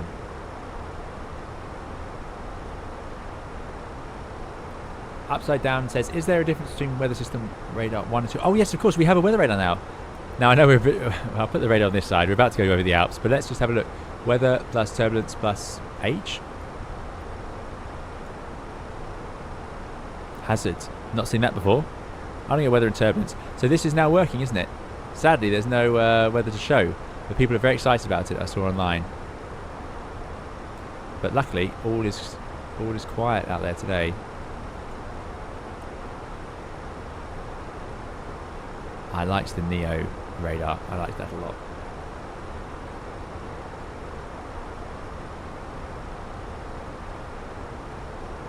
But no difference between system 1 and 2. They are just two different ways to run the radars. Yeah, in case one breaks. It was a 777-200. Interesting, Igloo Foo. Yeah, wow. I didn't know that's how the wings are built. Igloo Foo's dad retired 20 years ago. Oh, very good. Well, very interesting. Yeah, amazing. Reassuring to hear how seriously they take it. Which of course they do. George Rubble says, nice little trick on the Airbus. Select your ND to 160 miles. Without extreme winds, every circular ring is 5 minutes of flight. Great to visualize your point of view. That's interesting. I've never thought of that one. 5 minutes. 5 minutes. Yeah, that seems about right. I hadn't heard that one before. Very good. And relatively light winds today, so it wouldn't be an issue.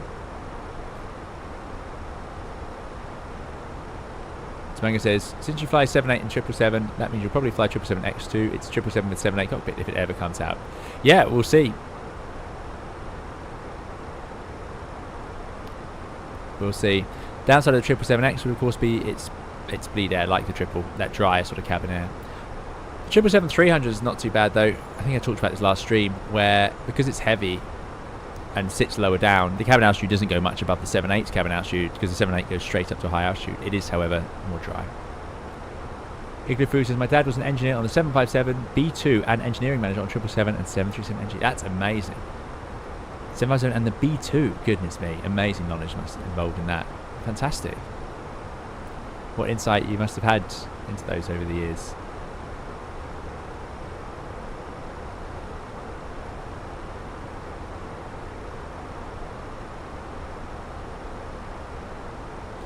Paul T says, I wonder if getting the perf page to properly reflect the time and distance estimates for an expedited descent climb is really complicated, as it still doesn't appear to differ from standard.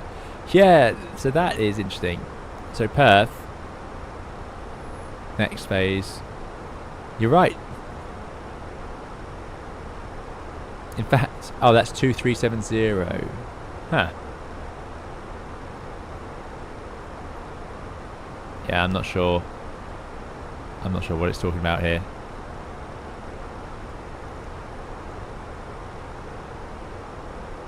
So according to this, it would take longer to get to 100 than it would in the managed mode. So yeah, you're right. That doesn't seem to be doing much. Interesting. I hadn't spotted that. It's not a feature I ever use really, because I never use the X-Flight button.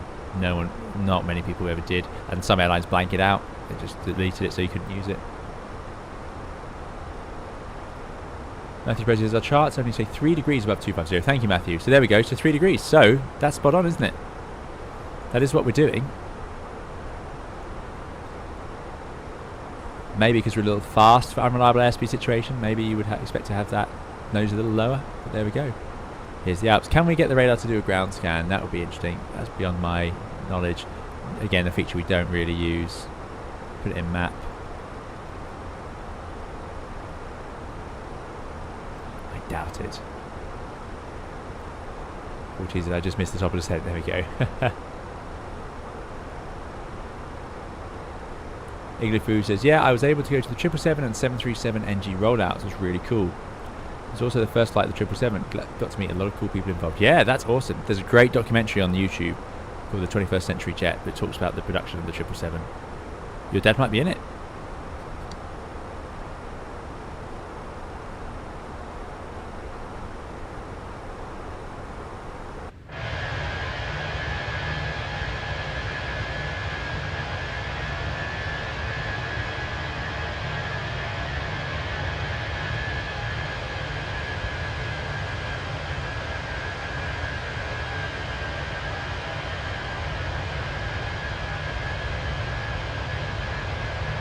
There you go. Matthew says the hazard mode is cool. Can detect building storms below you, hail and lightning. Wow, very good. Yeah, I'm not impressed about the radar on the Boeings. Yeah, never seen hazard. So I'll leave it in multi-scan auto. There we go.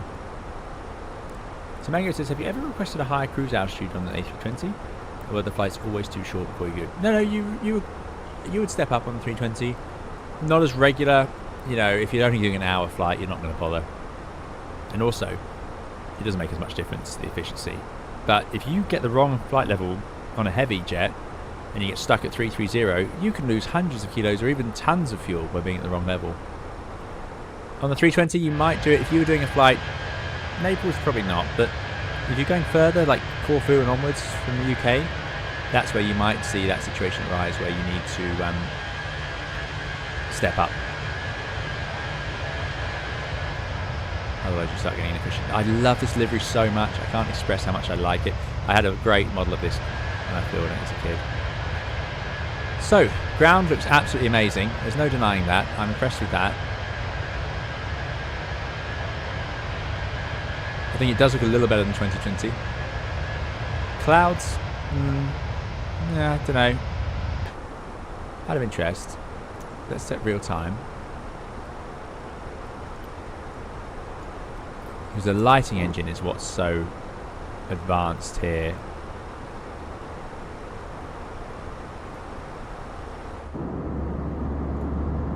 Yeah. Clouds are okay. I think the 2024 clouds have become excellent.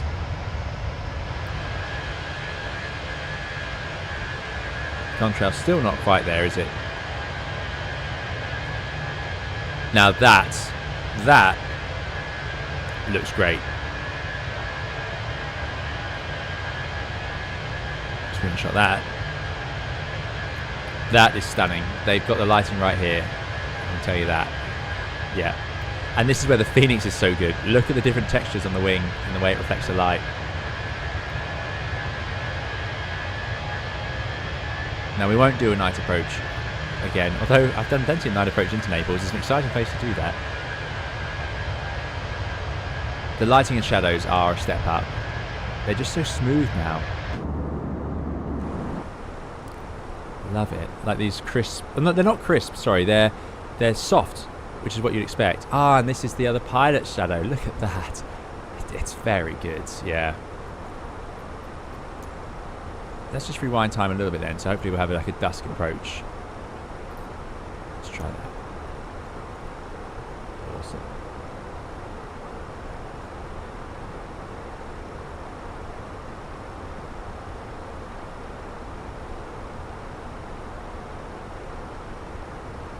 Vince says tilt does not work. Thanks, Vince. Good to know. Baku says, for the ILS Cat 1 approach, how do you choose the minimum climb gradient in the charts? 2.4, I see 2.5 and 5. So, great question. So what we're talking about here, prepare for a bit of a theory lesson about transport category aircraft. We're landing on 2.4 at Naples, which is a shame. I actually prefer the other runway, but there's still a great view of Vesuvius, which is over here. Naples is an amazing city, and the approach is great because you get left really high, and then you dive in and then join in this sort of basin with very high. Look at the MSA, it's 8,400 feet, and then you dive in and join the approach. Then we join the ILS to 2.4, and down we go. And what we're talking about here is here's the minimums. So we're a category C transport aircraft, so you'd go 540 feet minimums. That's the point on the descent where we need to see the runway. However, there's G8 5%. That's called go around 5%. The standard is 2.5%. What this means is if you lose an engine on approach and you go around from the absolute minimum 660 feet, then you need to be able to maintain 2.5% climb gradient. So you would go to 5% if you think your climb gradient will actually be, because most airplanes these days, twin engine airplanes, they'll have a climb gradient better than that in the right conditions. So 5% is easily achievable. Your company will produce charts, or you'll be able to calculate it yourself. So usually they'll provide you with that information for specific airports where it's a thing, and then you'll know. Alternatively, Airbus have a performance application, and that can tell you as well, as do Boeing. So that's how you would do it. You'd stick in the numbers, the temperature, the weight of the aircraft, and it will tell you whether it can actually make that gradient or not. So I would imagine today, what's the temperature on the ground? Unless it's extreme, like in the 40s, which I don't think it is at the moment in Italy. Wow, it's getting close though. 34, brutal. That is warm in a big city like Naples. But yeah, I would imagine 5% is achievable with the headwinds. But you could always just go 660. It's not going to matter today. The weather's good enough. Oh, we lost fuel. We're at 6.5 tons. Landing with 4.6. Now that's interesting.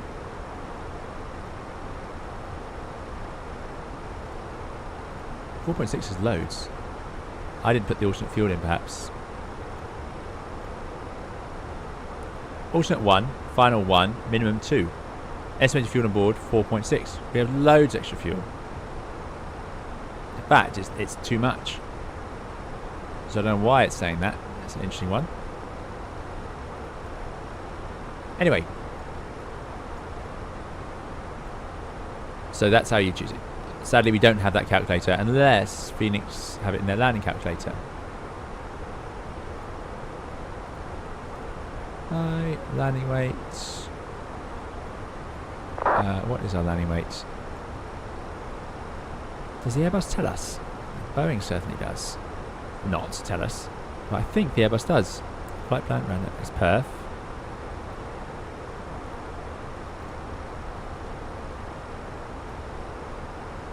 Because like the Airbus calculates this weight based on your expected landing weight. It's very clever. Not there though.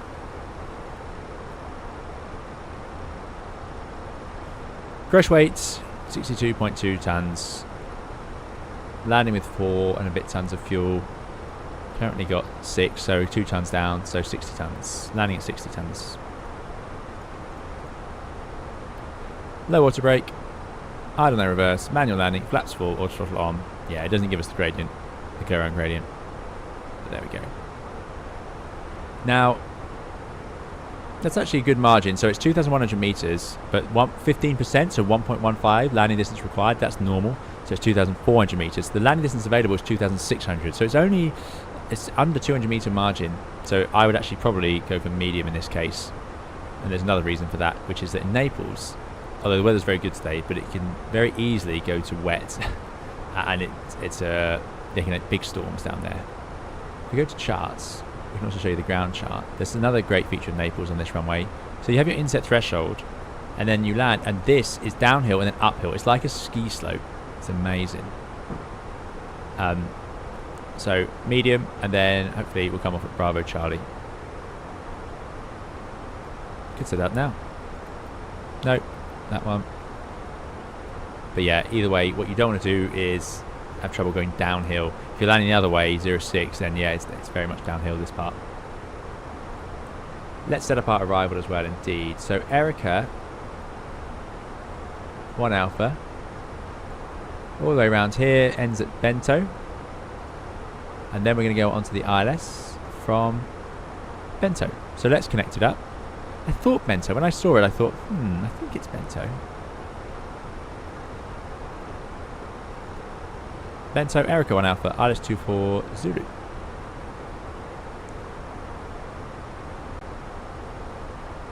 Yeah. And return, insert. And now if we go to plan, we can have a quick look through. So we're currently routing to Ivuli, and then our top of descent comes up. So yeah, we're not actually that far away. Init B, which you can't see in flight, but if you go to copy the secondary flight plan, it's Init B, you can see it. Interesting. For some reason I thought it did show us the correct weight in the Airbus, but there we go. Thanks for subscribing, Mahood. Appreciate it.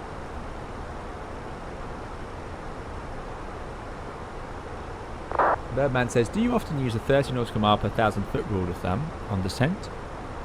Or do you just use manage VNAV? So what I would do is I'll use times 3. So if I'm at 37,000 feet, times that by 3, so I want to be 90, 100 and 11 miles. So about 100 plus a little bit, 120 miles, need to start top of descent. And that would be a direct line. So if I have the threshold in here, then direct on there. However, today we have this long arrival. This is what air traffic will use when it's busy. So what I'm going to do today is be flying this, and we're terrain restricted here. So some of those calculations aren't quite so useful today. We effectively have to get ourselves down and obey these restrictions in the descent. So we're going to get downwind here, which is well away from the runway, and we're still above 7,000 feet. There's no point. You can't dive straight in because you can't get low enough if you do. So 7,000 feet, route way around to Bento. You can't go below it because look, this unsafe altitude is quite high. 6,200 is the minimum terrain clearance altitude. This is the MTCA, this red number, so you can't go below it. 7,000 is the procedural altitude. That's what you need to do. But 6,200 is to be safe from terrain. So this is a bit unusual. Let's have a look at what the airplane's planning to do. Tamango says, losing an engine on go-around is so scary. It is only in the sense that I don't want to lose the other one. That's the only problem with that, obviously. So, flight plan. And then we just scroll. Yes, I do remember how to do that. That's good. You have to press step on the Boeing. Now, let's have a look at the constraints as well. So, 110, above 110 at RN644. RN644 above 110, yeah. Palku 7,210. You would check them all in real life. Palku 7,000 above 210. The Boeing does not display this information this clearly. This is an Airbus feature, which is fantastic. And then above 7 all the way in. But what's even better, on the Boeing, these restrictions will be here and it will say that. But when you look in the FMS, it will still just show you the restriction on the right hand side. It won't tell you what it will actually be. The Airbus is genius because it tells me it's actually it's going to be at Palku at flight level 88. And then there's a magenta asterisk. This means there is a constraint there, but it thinks it's going to make it. If that asterisk was amber, it means there's a constraint there and it won't make it. But in both cases, it will show me the altitude it also expects to be when we're there. It's so good, and the Boeing should do it. It's such a good feature. It's so useful for situational awareness about what the airplane actually is achieving. The 787 is okay because you have your vertical situation display on the bottom of the navigation display, and that shows you that information. It shows you what the airplane's expecting.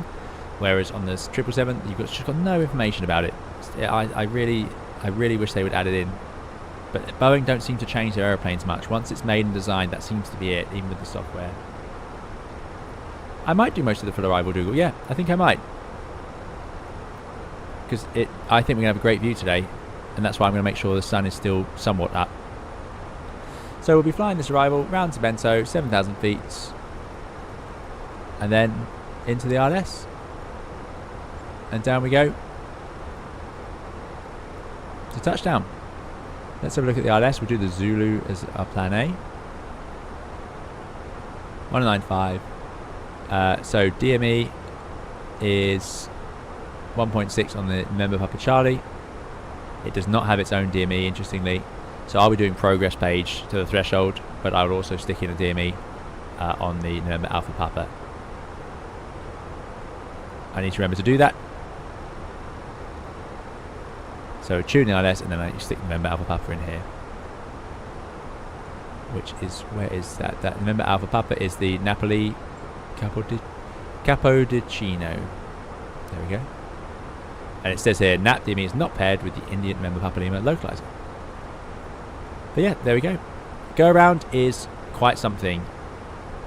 There's a big hill here in front of the runway.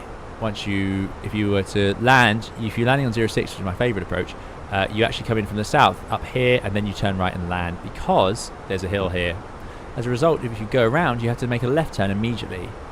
The problem with that is if there's a big storm in this bay, normally if there's big thunderstorms around, we would say to our traffic, well, if we go around, we don't want to fly the standard missed approach because we'll fly into a storm. Can we change it, please?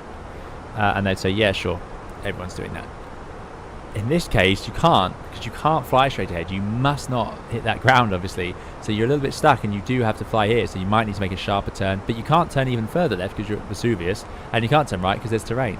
So it's quite restrictive. Naples can be an interesting place to fly an approach. There's no doubt about it. So there we go. Bath McNab, good to see you. Thanks for coming along.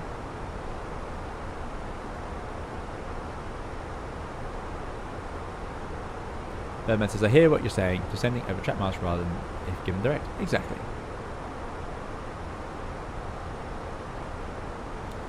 So, that is that setup. How long until landing is a great question. Let me just have a look at the clock. 16 in the sim, it's 1700s. Landing 1800s. So 1 hour to landing. Half an hour to stop at descent. Which will make sense. In half an hour each of Vuli, it's actually quite a big gap in our flight plan. It's way away. There it is, and there's our top of descent coming up. So I'll go back to terrain. That's going to be the bigger issue. Oh, I love this route. This is really making me miss doing this sort of flying, I tell you that. Look at that, we just cleared the Alps. Fantastic. By the way, you cannot see the wingtip on the 777-2 or 300. It's not visible at all. It's amazing. 787 you can, because you're just a little bit shorter, except for the dash 10.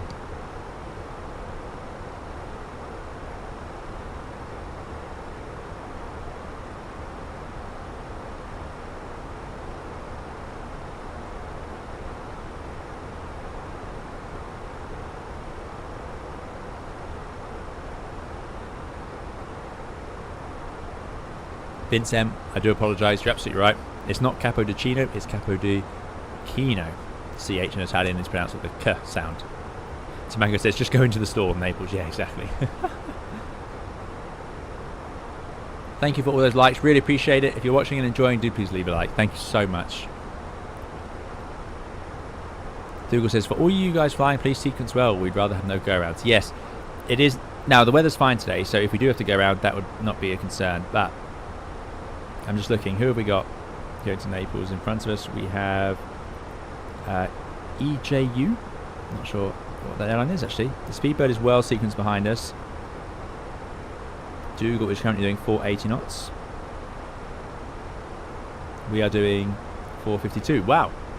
We're slow. Why are we so slow? That's disappointing. I don't like being the slowest.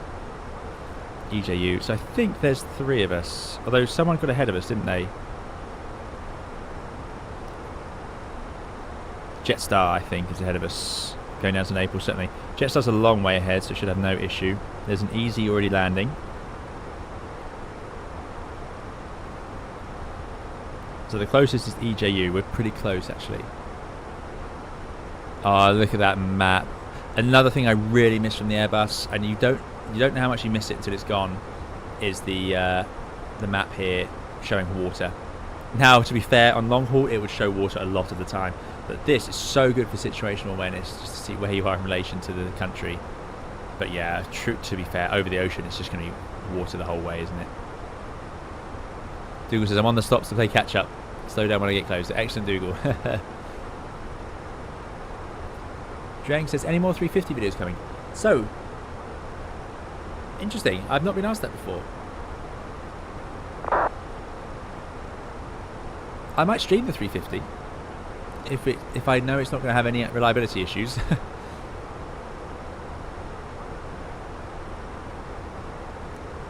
Bath says, speaking of situational awareness, in real life, do you ever add a runway centre line extension to your displays? Yeah, all the time. Every approach, almost. Bath and Ab, yeah, great question. Every approach.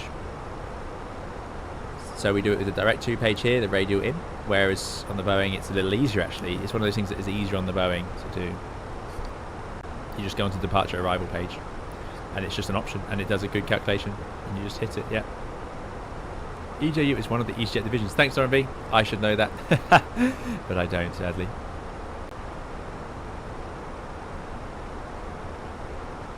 Dougal says, looking forward to in-depth 777 vids. Yeah, we'll talk about the 777. I might do it as a stream. I've been loving the streams again lately. It's been nice to chat with everyone.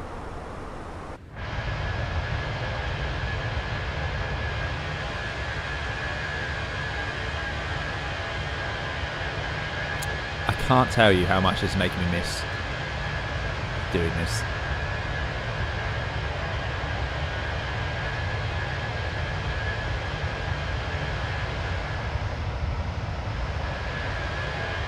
Which is nice. It's nice to enjoy what I'm doing and also enjoy what I was doing. And hopefully we'll do again.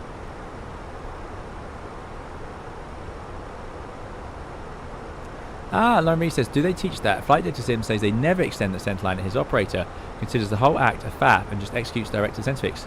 Well no, I've not heard of that one.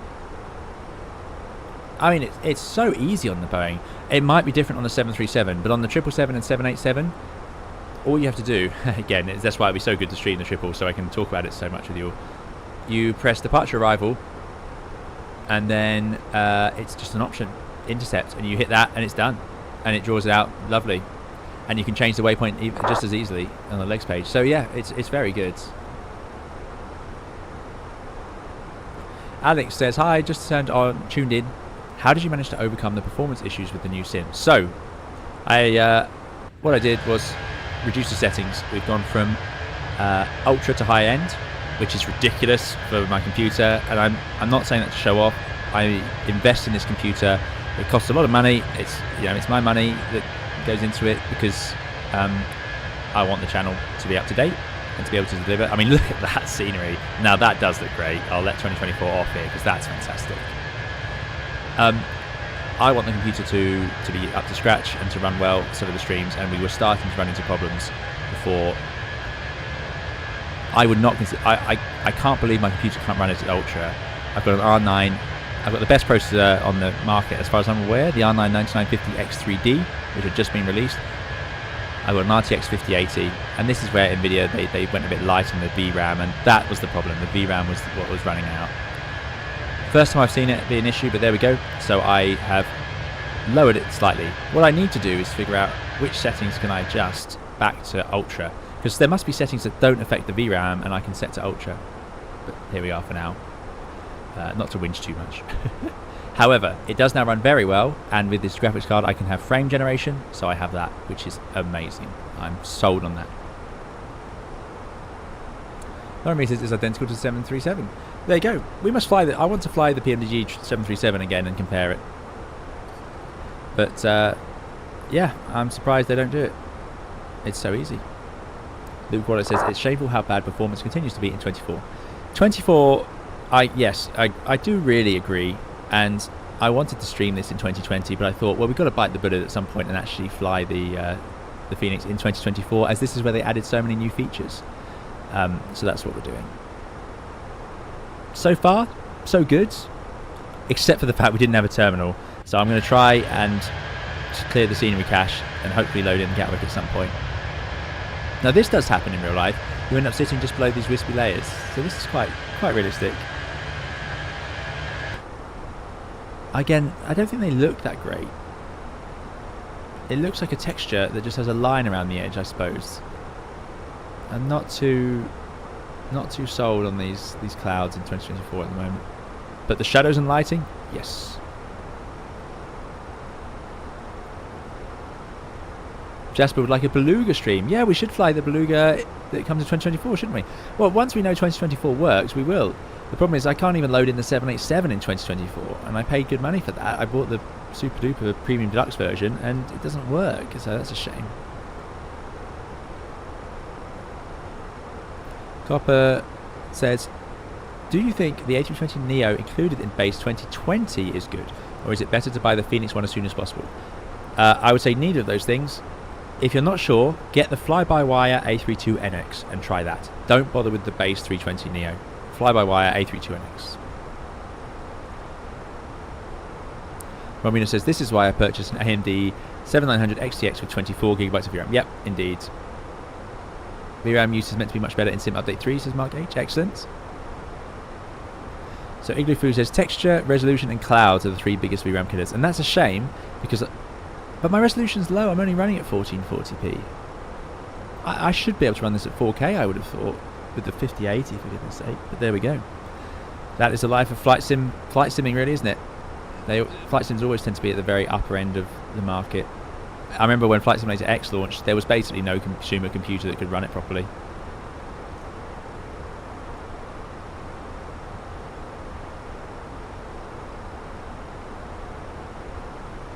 Mario says, what do you think about the A220-300? I have not seen it. I don't know anything about it, but I've seen one. I see them at airports, A220 sometimes, or the old Bombardier C series, and it looks really cool. And I've seen the flight deck, and that looks really cool. But other than that, I know nothing about it. And I have flown a Bombardier, so I was surprised how nice it looked, considering what the Bombardier I flew looked like. So it's all about texture resolution. Yeah. I wonder if the Phoenix is particularly bad for that, given how excellent the textures are. I mean, just look around, look at every detail. Look at the bumps on that plastic there. The fingerprints. And that's not fingerprints. That is where someone's wiped the screen with a wet wipe. Amazing. Yeah, spot on. Spot on. The Phoenix is... The artwork is untouchable. Every colour, every detail looks perfect. They've just gone to town. Now I would like to close this. There we go. Even that squeak. And I remember when it launched, you didn't have this great sound for these, but now they've got it. Excellent. It's just great. Igloo says the new 320neo V2 by Innie is as good or better than fly-by-wire now. Goodness me, that's quite a claim. I have not tried it, but it seems that everyone's using the Phoenix. Jasper says, in real life, do you get paired up with a random FO, or do you usually know them? It depends on the airline. Smaller airlines, or if you're in a small base, you will very likely know the other pilot. In a large base or a massive airline, you won't. Nick K says, a stream with you and Barney chatting would be ace. I know it would be difficult to coordinate. Indeed. Yes, it could be difficult to coordinate, but yeah, I understand that. It's a nice idea. Never say never.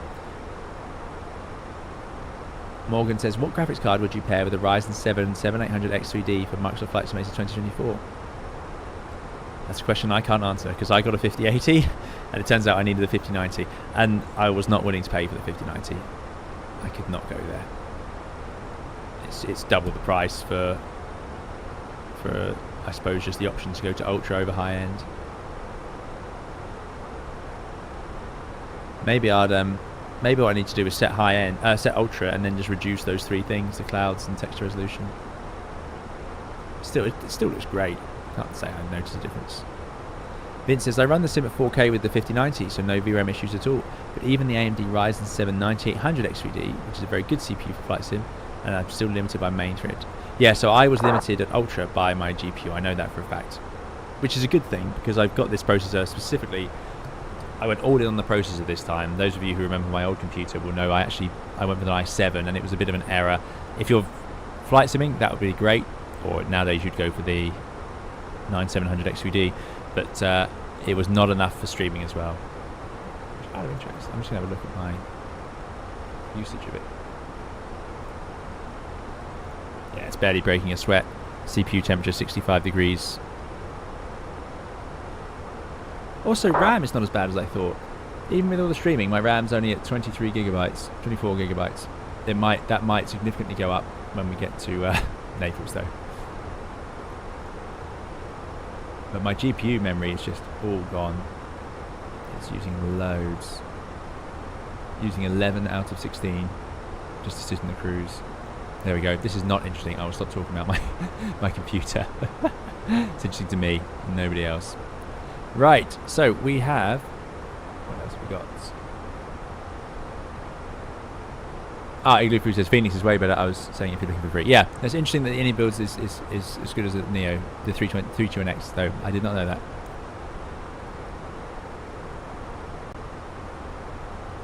Sorry, AJ Ken, I missed your 787-777Q. Sorry about that. But feel free to post again.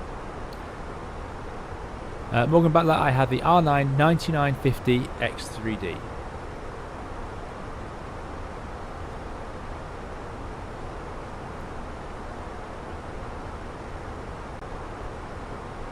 $16 cores, that's what it says. Dougal says, I get equal or better perf on the 9800 X3D than a friend on the 9950 X3D. Yes, exactly. So if you're not streaming or anything, or doing anything else, then fine. I got that processor for my video editing and to be able to run streams. And because I run so many programs all at once, and I think my old processor was limiting me so much. Mark H says, I think you misjudged the flight sim community. Many of us are obsessed with PC specs. Yes, that's true. There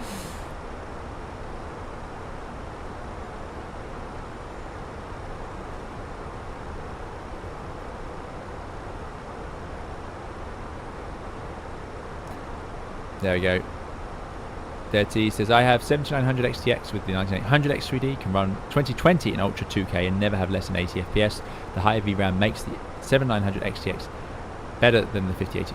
Yes, I would agree, except 2020 I don't have this issue with. 2024 seems to be the one where I run into the issue. But then I have frame gen because I have the 5080, and DLSS frame gen I am blown away by. I think it's fantastic. And I'm running Ultra 2K as well. But yeah, the VRAM is clearly a limit of this card, which is a shame. It is a shame. AJ Ken is asking, do I fly both concurrently or make the jump fully? I might keep that one to myself for now. But to the second part of your question, it must be a very different sensation being so much higher off the tarmac. It is. The 777 sits much higher than the 787 on the ground. It's so tall. So you do feel a lot further up. No doubt about it. Yeah. And it means that speeds are a little distorted. So you're actually... It looks like you're going quite slowly over the ground and you're going quite quickly. 787 sits very low, so very similar to the A320. So at the moment, sim time is, Dougal, we're at 17:15 UTC.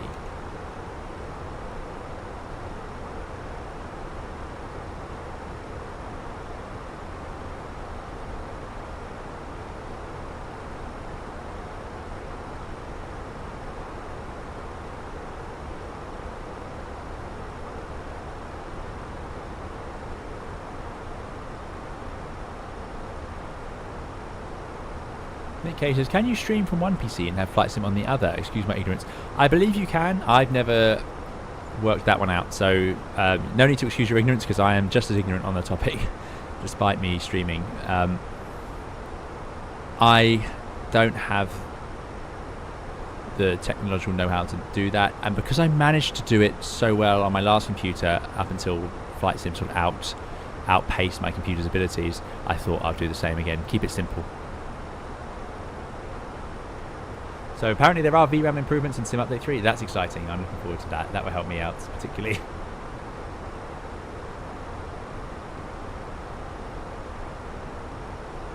And yeah, if we can have more CPU cores, the better. I've got loads of CPU cores sitting there spare. So yeah, if they can think of anything for those. I don't think I have CPU ID installed. No. That's fine. I try not to get too obsessive over the details of which cores are loading and temperatures. I can see on my actual computer, I've got my CPU cooler has a little screen on it, and I can see the temperature of it, and that's quite good. Simon Forrester, good to see you. Thanks for joining us again. Simon says, just joined the party, currently immersed watching and eating porcini and truffle ravioli. The Italian experience, fantastic. That's the way to do it. Yep.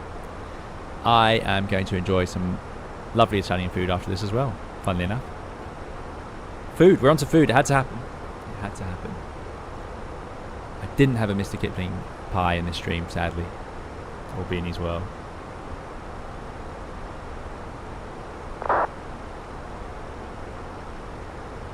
Ace Airstream has a great question. Does anyone have any thoughts on the best mobile flight sim? Aerofly FS Global, X-Plane or something else, or are all too inferior to the desktop equivalents? Look, there's no way around it. Desktop is the best experience. In particular, and this is the lighting showing off. See the light here reflecting up at this window, on the ceiling? Amazing. Yeah, there's no way around it. Just from usability, aeroplanes are too complicated to fly through your phone, really. However, I have used X-Plane and Aerofly, and I found both to be amazing for a handheld device. Funnily enough, my least favourite has become Infinite Flight, which I used to love. However, I have not used it in a long time since they changed their subscription model. I wasn't a fan of that. AJKN, no need to apologise whatsoever. I totally understand why you asked, but yeah, for now, I'll keep that to myself. But yeah, no problem at all.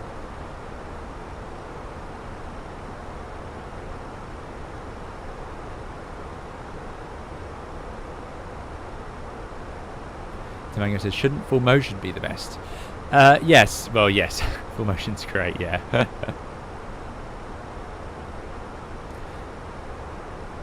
Acidonian Knight says, thanks for your Phoenix setup vids. I've been able to consistently finish flights now in the A320.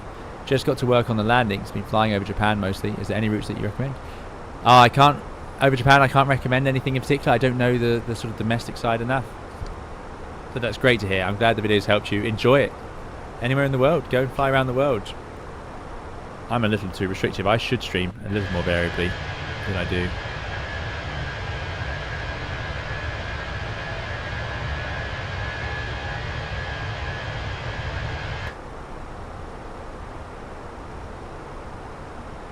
Window C, good to see you. I hope you're doing very well. Thanks for joining us. It's been a while. Thanks for coming along.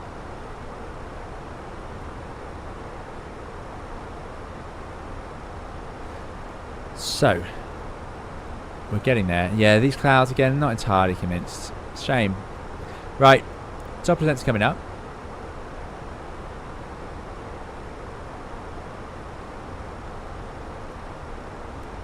$20 minutes or so to go, if that. Let's just make sure we got everything fully sorted. So, our stars are all in. We've checked the constraints. Crucially, the big thing about this approach is there's two problems here, and they nearly always go together. It's terrain and track miles. So we can't descend early because of the terrain. We might also get cut in early. What if they take us from RN664 straight to Bento?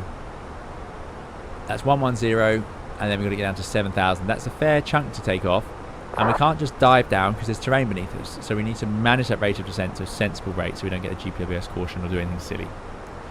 So that's something to be aware of and something we'll judge at the time. I think with speed brakes it should be possible. The point is, Bento is high at 7,000 feet, but it's, 20 miles from the runway, 20.3 from MPC, max 200 knots. So, you think, oh, Bento, 7,000 feet, it's way out, that's fine, it's high, it's way up there. It's not actually, it's slightly too high. 7,000 feet, if we times that by 3, is 21 nautical miles. So we need 21 miles to make it down to the runway. We've only actually got something like 20. So if you arrive at Bento clean, you know, doing 200 knots, and then you turn around this corner and then you try and join the IS, you could really struggle. So what I'm going to do is make sure we arrive at Bento, flap 1, 180 or S speed, and I will go to flap 2 by the time we're at Bento. I think that's going to be the way. Arrive at Bento, flap 2. And then we have the option to keep the speed up. We're going to have to be below 200 knots anyway, and with flap 2 out, we'll have that drag out on the wing, and we can then join the ILS. So that's going to be what we're going to do there. Then, once on the ILS, it's pretty straightforward. It's a 3.3 degree PAPI, The ILS itself is 3.3 as well, so it's slightly steeper. So again, flat 2 is a minimum and 180 is a maximum speed. That way the airplane won't accelerate down. We should have a light headwind, which will be in our favour, of course, but we could have a tailwind. You get funny winds here. It's also very hot, could be thermally, although of course if the sun is set that will be reduced. So yeah, might need the gear quite early on to get the speed back, or maybe some speed brake. If we need it though, I'll just drop the landing gear and run it with the landing gear down the glide slope, because it would just stabilise the aeroplane. The gear is a great way to do it. Speed brakes are less effective. They're not as good as another thing. The 320 speed brakes are not as good as the 787 or the 777. The 78 and 777 speed brakes are phenomenal. They are so powerful and aggressive that you've got to be very smooth with them, but they can get you out of all sorts of high energy situations, right the way down to landing. You can use it flat full. They're fantastic. Anyway, enough of that. So there we go, and then we have this upsloping runway to deal with, which is going to confuse us slightly. So I'm curious to see how it looks, because I have this seared into my eyes from some approaches I've done here. So I'm going to really compare that when we get down there. We've worked out with medium auto brake, flat full, we're absolutely fine for landing distance, so I'm not too worried about that. Landing in the touchdown zone will be acceptable. Idle reverse is acceptable. We're also covered if it's wet, because we've done the landing performance for that situation. If we go around, and this is worth checking today, flight plan, so all the way through 750 feet. Let's go to plan as well. Let's just make sure this is definitely right. Google says 319 speed brakes aren't too bad. Yes, the 319 is light enough that their speed brakes are effective, but they are so good. When you nudge the speed brake lever on the 777 or 78, you just nudge it there. The whole aeroplane like sits down for a second. It's like something extra has just sat on the aeroplane, like a giant's just landed on top of it. It's something remarkable how good they are. Must be the location or the size or the number. Because don't forget, on the 320, the speed brakes that you use are only the outboard ones. Three panels out there.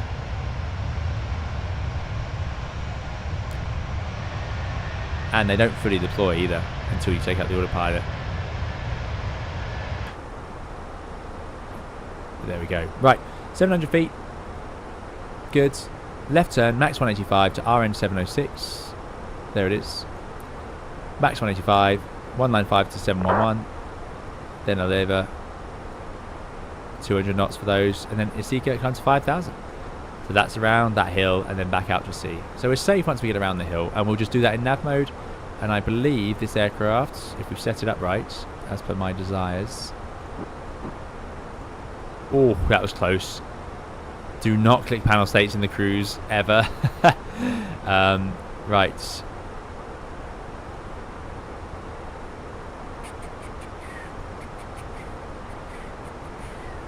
Now when they go around, it will automatically go into nav. Good stuff. Hayden, J. Robbins, good to see you, Hayden. I hope you're doing very well. Hayden would like to see a 90,000 sub special. Yes, I know. I'm trying to get to 100. I want to get to 100. I think that's most likely to be the next one. But we may have to do a cheeky... We could do a cheeky 97k special at some point, couldn't we? Why not? Tom Nichols, good to see you. Tom says, on the ground, ready to watch some landings. Glad nobody was watching mine. Excellent, Tom. Well, we're almost there. We're almost there. I'm imagining the runway was quite upsloping, so it could mean you need to do quite a good flare. We shall see. Also, I'm curious to see how 2024's runway looks here, because like I say, it did not look great in the landings I tried yesterday. It was just so lumpy all the way down, right up until the flare. Once we lower down, we'll take out the autopilot as well, unless there's air traffic control, and we'll have a look at the handling, because they've modified the in-flight handling as well as the flare and landing handling.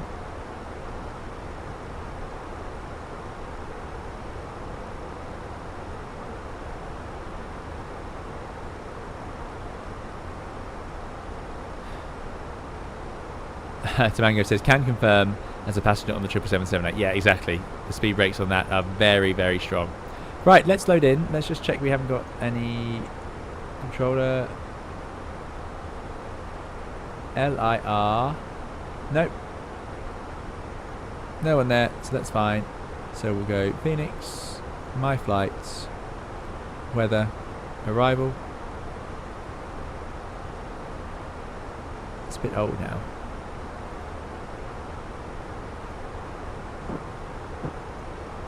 Right, there we go. Oh, it has varied around, still just about westerly. 31 degrees, 1013. So let's do it. So we've done our flight plan. RadNav has now tuned India November Papa Lima 109.5, course 234. 3 degrees. But we want to also tune in the DME.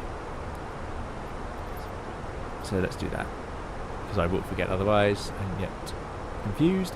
So we want, we're going to run it off the closest one, which is November Alpha Papa, which is Napoli Capodichino.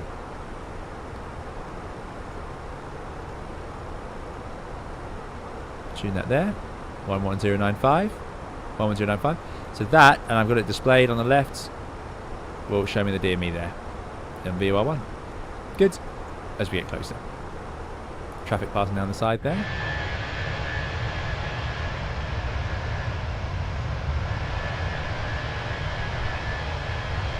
Can't see them sadly. Good. So that's the flight plan. RadNav progress. LIRN24. Perf.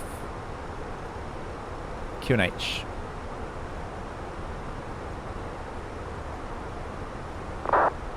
(1013). So it's changed back to standard. Excellent. That'll teach me for doing that. 1013. Temperature 31. 305. 31 degrees. 305. Transition level, flight level 85. Make sure that's right on our charts. It will depend on the 80s, of course, but normally it's 8,000, so yeah, it probably could be 90 today. ILS24 Zulu, and we're going with minima. I love typing in the minima, it's the best thing ever. 540. Config for landing, and if we go around 5,000 feet for the engine out acceleration, there we go. Good. That's perf. Fuel prediction, plenty of fuel. It's got rid of that warning, so that's great news. Secondary, I'm just going to copy the active. And that's it. That's the airplane set up. That's the auto brake sets. At least it was. Yep, medium is on.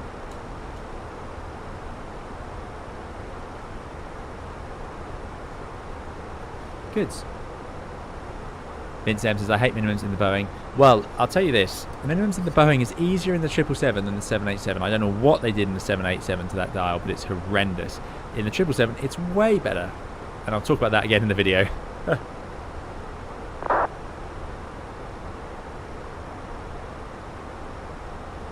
I have not installed any fancy scenery for Naples. No, Vince, I've just got default. So I'm curious to see. I sort of wanted to take 2024 out on a default flight just to see what it's like, because this is what most people will experience. And remember, most people are flying 2020 still, certainly who watch my channel. So I want to be sure what I'm talking about. And I want to show what it will be like when you get into it. Now, so far, aside from having absolutely no terminal building in Gatwick, which was frustrating, like if I was making a video, I wouldn't use that. So I'd have to figure out a new airport, a new route, change things. You know, this is a frustration. And it does ruin the immersion. The scenery was terrible at Gatwick, really, really terrible. But so far, it's been nice. So let's see how it is for the rest of the flight. Coming up on top of descent here. Now, unfortunately, we do have to start the descent ourselves, unlike the lovely Boeing.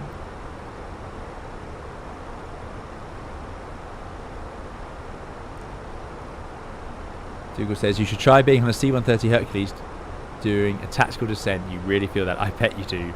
Now, turboprops have an ability to, they don't need speed brakes because you can use the propellers as speed brakes. So if you put the propellers up to their max RPM and put the nose down, it will just hang there. They're amazing. So that must feel amazing. Yeah, that's cool.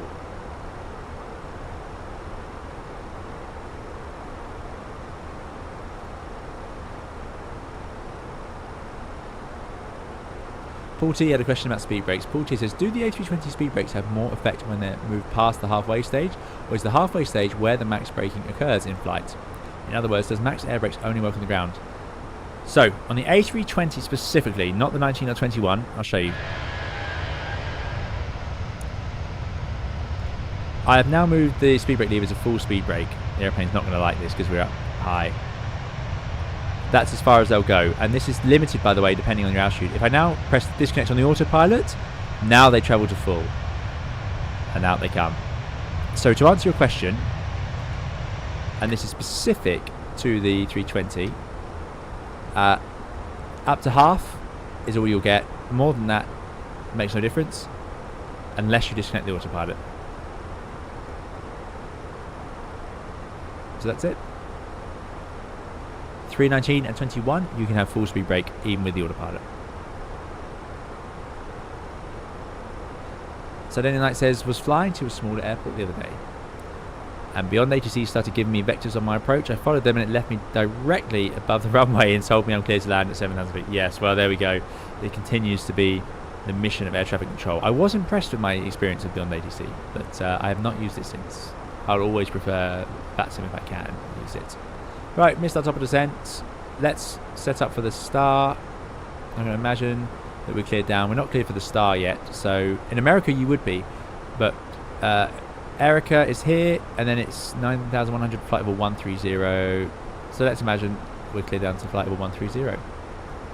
Even that would be a little much. So there's that acceleration scrolling for you. And now I'm going to push it in. Ah! Now what a horrible descent speed. How's that happened? It's trying to descend minimum clean, 220.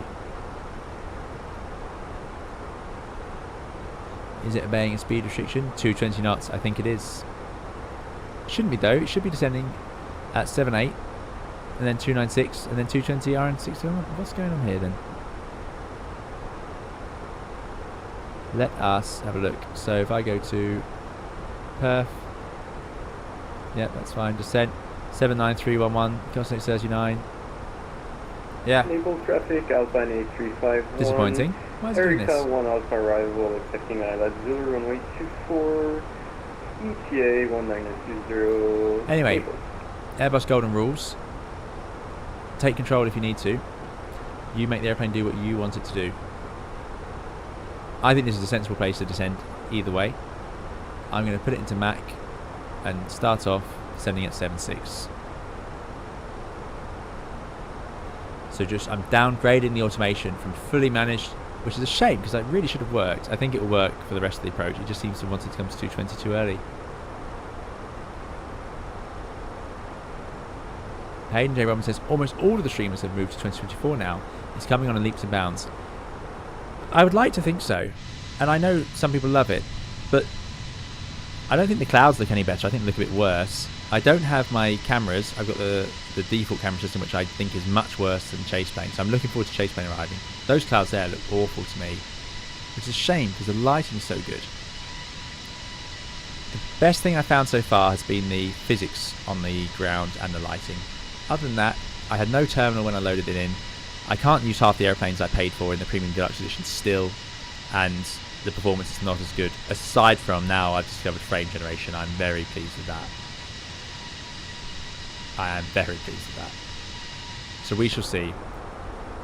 Frankly, I'm happy with either at the moment. I think, but I think 2020. You know, if I was just going to sit down and load it up, I'd load up 2020. Everything works better, smoother for me at the moment. And like I say, most of you are on 2020. That seems to just be a fact at the moment. I don't have the stats to prove that, but from my own surveys, that's what it's come out as. Phoenix said they're reworking the BNAV. Thanks, Luke. Yeah, that is not what I expected it to do, but there we go. I think it will work from once we're in here anyway. 4 Prawn says, is it just the flight level that determines if you'll use Mach or speed? No, it's what it's done on is the conversion. So Mach 7.7, let's say I want to descend at 290 knots.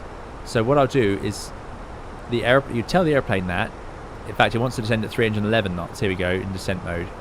So it wanted 7.8 to 311. So if I set 7.8, it would do Mach 7.8, and then it would automatically convert. As we descend, to maintain Mach 7.8, we have to increase our airspeed, our speed through the air. So you can't do it up in the cruise. You can't even get to 311 knots until now, until we got through 29,000 feet.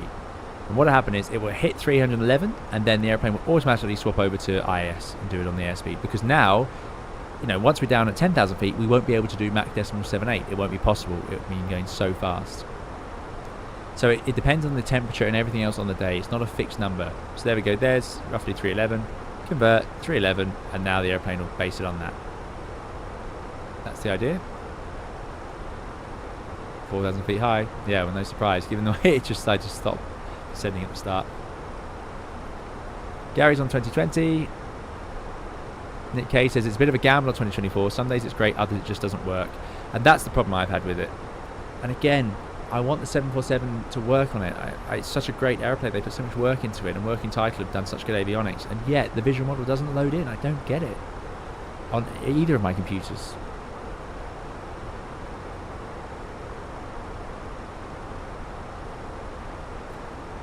Silverdrift says FrameGen ruins the visuals. It makes the edges of clouds look blurry. That's probably why they look really bad. So to me, I can't tell the difference between FrameGen on and off. It's DLSS I can see the difference with. But I will try that out next time. But I still think they look too crisp. Like, I can see the shapes. I don't know. It's not like it's terrible. Well, sometimes it is. Yeah. And what I'm impressed with is how the cockpit with FrameGen still looks fantastic. The cockpit looks great. The screens look great. I don't notice any blurring or ghosting like I do with some DLSSs. Yeah, it's done a bit higher. Make sure we can see the visuals.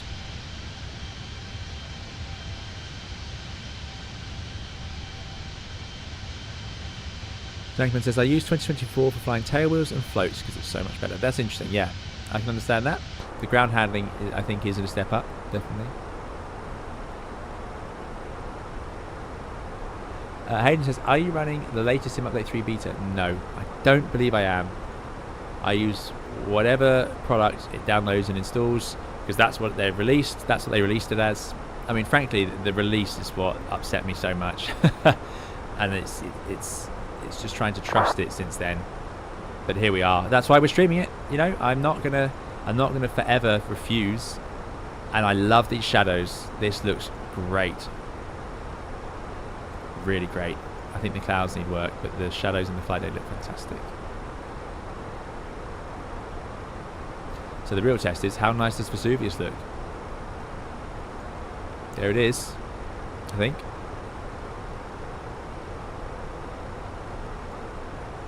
Yep, there's Naples. Runway's over here somewhere.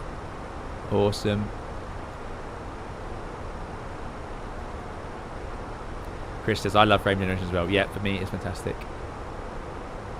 Simon says, I learned from 2020. It took a good year or so before it became stable and enjoyable.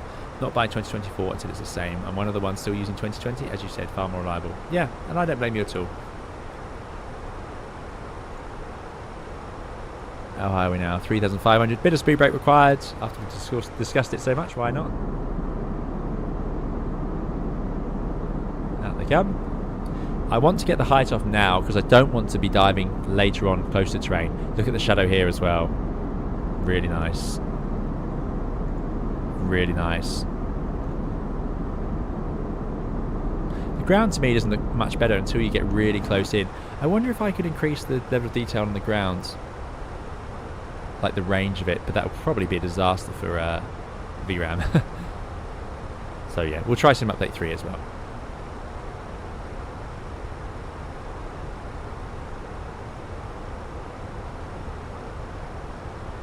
Here we go then. We're starting the arrival. From here, air traffic could just suddenly carve us in. We're now too fast because we should have been 220 for these turns, so you see here the potential to overshoot.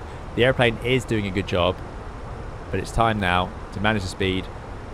We're only 900 feet high, but I'm going to keep that speed brake out, and I'm not going to let myself get turned in. So if I had got myself into this situation, this was caused by that VNAV not working at the start. We could have fixed it quicker than we did, but we were chatting. Let's put a bit of, I think, a little bit later.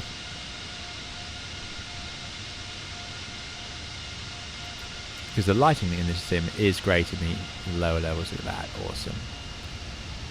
So I would not let air traffic. I'd say to them we don't want to turn in. Then they might get very angry at you, but yeah.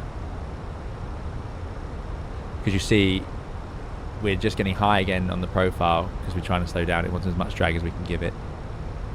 Terrain LOD kills your VRAM and FPS completely. Okay, so yeah, we won't do that. Very warm in here. Right, seatbelt's going on now, so we don't forget. Turn down the temperature.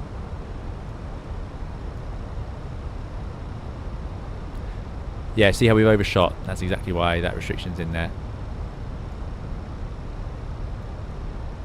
Now we're 1,000 feet high. Speed brake staying out.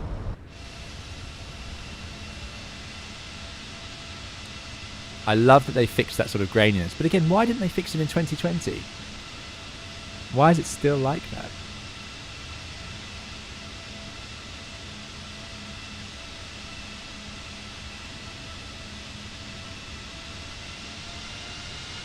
Okay, it's adding power. Speed brake's going in. Fantastic view that.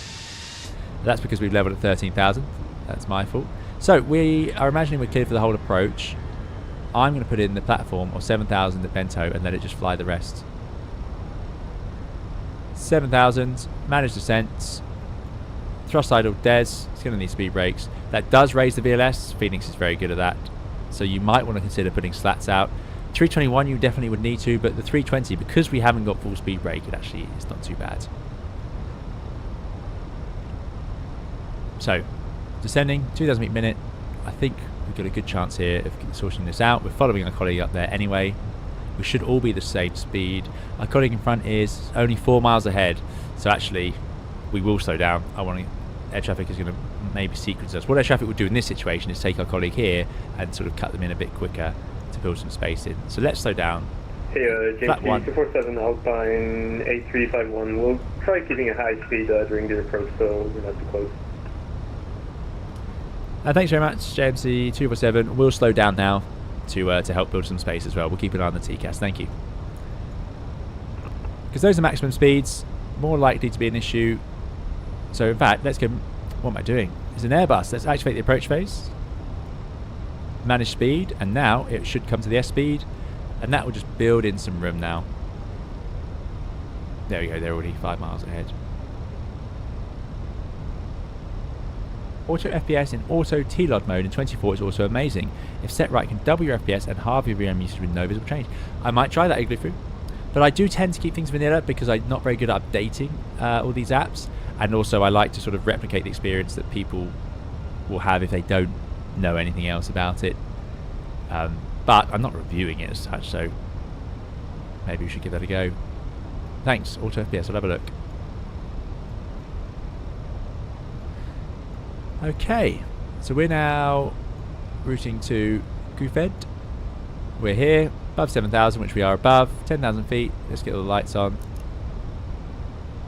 Good. Plenty of fuel, 4.7 tons of fuel. So yeah, we've underburned significantly here. It's not like we've been that efficient. And we got the slats out. There they are. Oh, the sounds. Unbelievable sounds.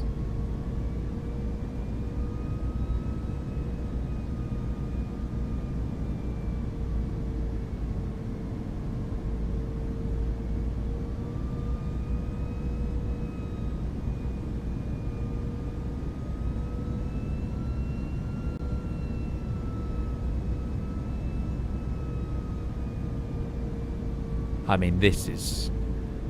all we need now is chase plane. The camera, slight shake and the breathing and so on, and this would look indistinguishable, wouldn't it, from reality? That's getting another screenshot. Unbelievable. I feel like I'm landing in Rome. Which would be quite impressive because it's in Naples, but there we go.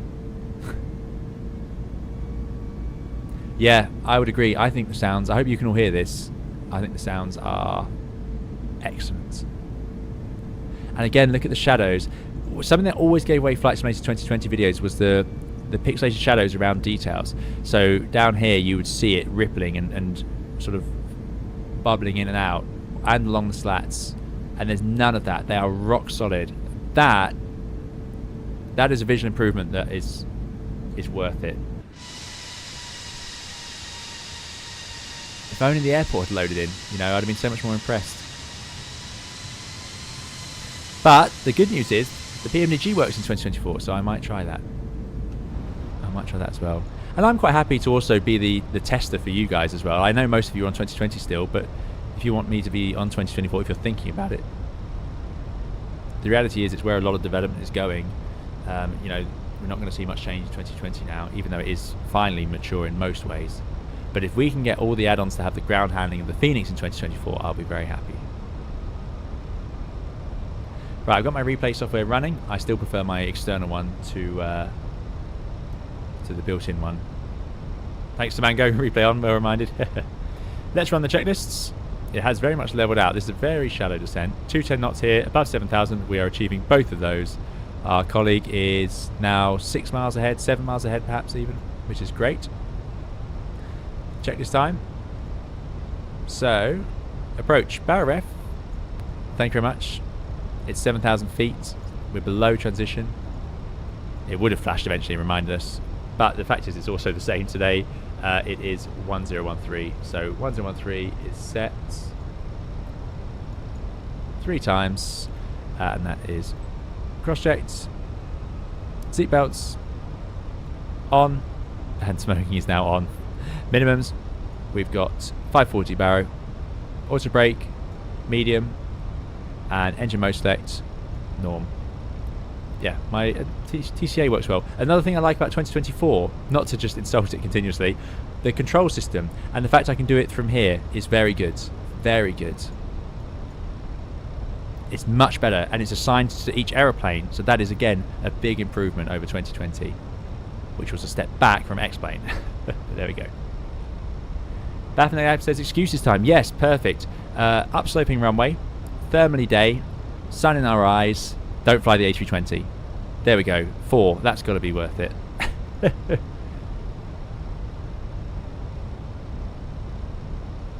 Cabin secure. Thanks, Mango. Tom Corwayne. Exactly. Excuses. I forget how to fly a 320. Exactly. So let's remember, we have to idle the thrust levers ourselves. That's not something I've had to do for the last 2 years. So I need to actually close the thrust levers. One of the few things the Boeing does for you. Here's all that terrain, by the way. You see why we can't just dive down into it. It's just everywhere around Naples. It's such a cool place. And there's a ridge we're going to have to go over. Hence the very shallow descents around. And it's even shallower, of course, because we're running at a slower speed to build in the space. I can't see anyone behind us. Let's just go to Rose Nav and check. Nope. There's a call from the cabin. The cabin is now secure for landing. Awesome. That's great. Oh, reset. That's right. I was trying to remember how to clear the flashing. Reset. Yeah, don't have to do that on the Boeing. It's always great when I get to say you don't have to do that on the Boeing. It's always been the other way around.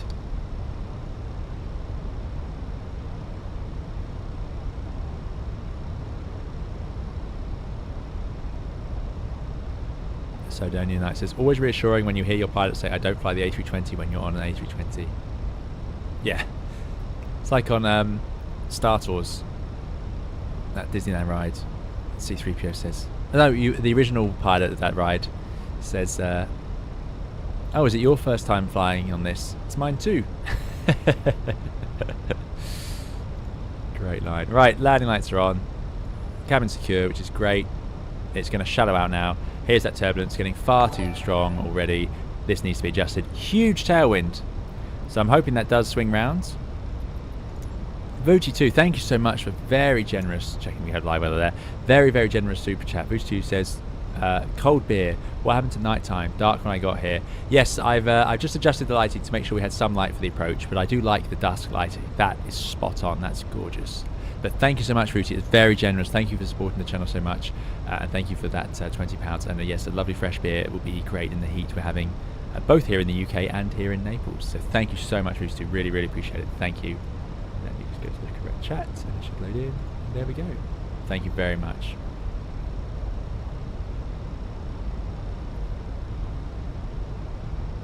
Very, very kind. Jackie, we've got just a couple of minutes before landing.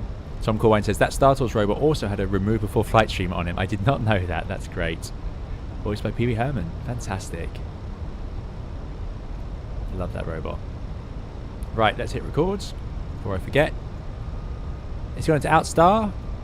Something we forgot to do at 10,000 feet was this. On the approach. And we're going to do a glide from above. Oh, no, we're not. That would be exactly what we don't want to do. And we said flap 2 for this point as we pass Bento. There we go. I got distracted at all the wrong moments. And we need to put the second autopilot. Boeing does that automatically.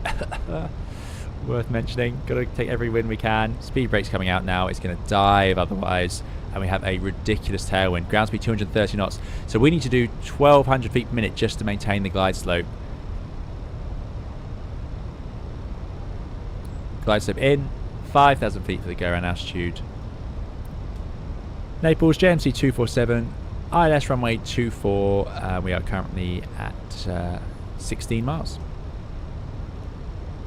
Naples traffic Alpine A351. Established ILS 248 miles final. Correction, 6 miles final. Naples. Perfect. Perfect. So we've got good spacing here, and they can vacate off to the left. We have our landing checklist there. I love these ridges. Beautiful approach. Love this. Let's not get distracted by the views, but we've got flap 2 out now. Look at that. Now that's good. That is a fantastic fan blade.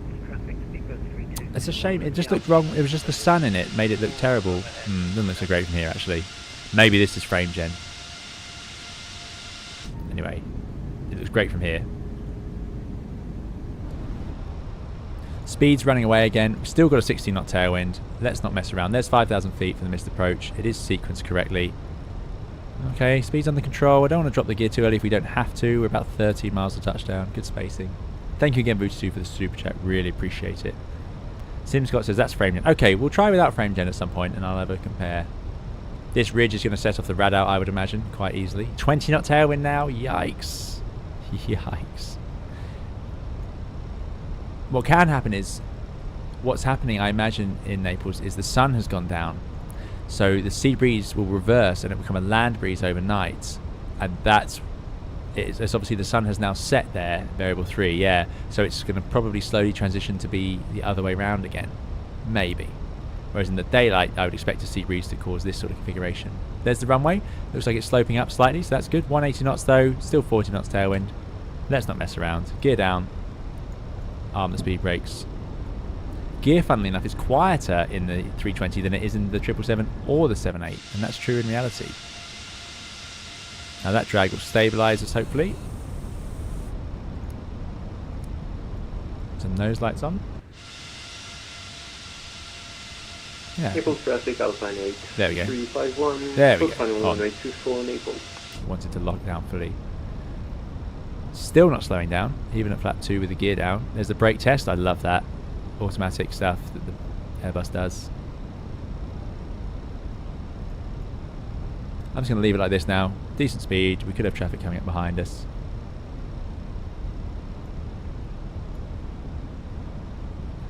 And we'll go back to our checklists.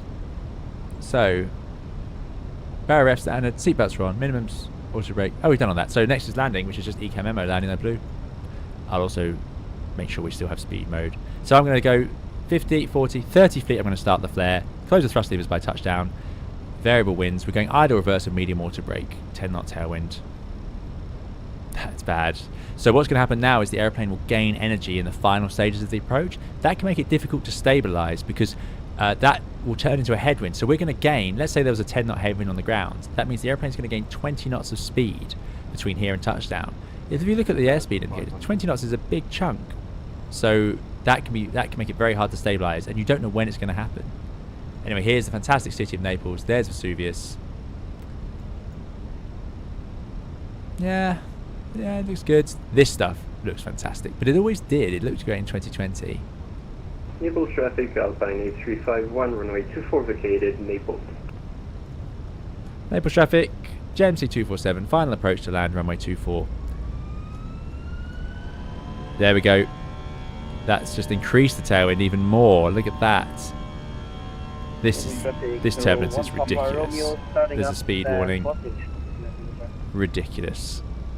The turbulence is far too strong. Let's go flap 3. Flap full. That's the ECAM memo. And by the way, we didn't talk about the ground chart as there's no air traffic, but plan will be to vacate to the left. Oh, we did say Bravo Charlie or Bravo. We'll see what works. Right, so Eco Memo is all green. Landing check is complete. That wind is now swinging round. Yeah, it's a shame about the turbulence being too strong. We're before about 1,000 feet, so I'm going to say it. The turbulence is too strong in 2024. That's another excuse. Now, the runway, does it look correct to me? Yeah, it does. It's just that up ramp towards this hill, and you can see that hill now. That's why you fly the ILS in like this, round that hill, and then you line up and land.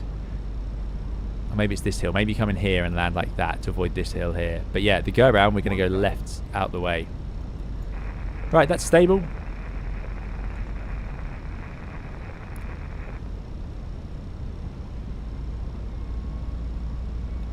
Nice default camera position. I'm pretty happy with that. I'm going to have to must remember to close the thrust levers myself. There we are. This is the first livery I flew in the Phoenix as well. Autopilot off. I've got that set to a button, so it should just do the 3 warnings and then triple click. That's what it did. Great stuff. Now, if we get a wind shear, I'm just going to go full power, 15 degrees, and then follow the SRS.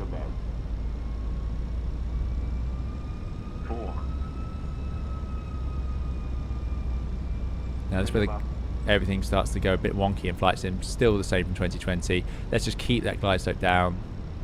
200. I know the Pappies are suggesting otherwise. 100. Sort of flying in between. 50, 40, 30, 20, retard. Holding it off. There's touchdown. Get the reversers out. We don't want to mess around here. And nose down. Auto brake's working, so we have... Oh, there wasn't reverse. There we go. Reverse green and decel. My reverse descent's a little bit finicky there. There's the brakes off.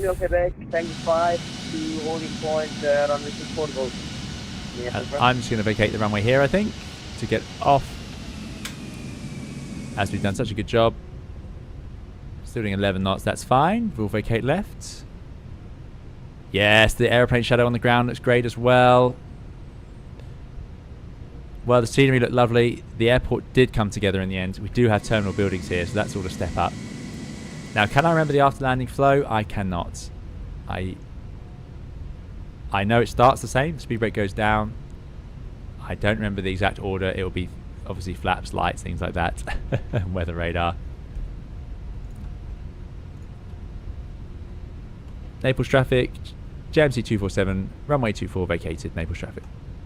And here we go, more 777s to enjoy, which we'll talk about next time we fly. Let's go and park up. Fantastic. Oh, that's right, start the APU, of course. Same idea. Weather radar off, lights off, flaps up, start the APU. Standard aeroplane stuff. Now this is again, default airports, hideous. They're bad in 2020, they're just as bad in 2024. Unfortunately, I sort of thought they'd have improved, but they did not. I'm going to park in this stand here. And of course I'm leaving everything out just for the replay.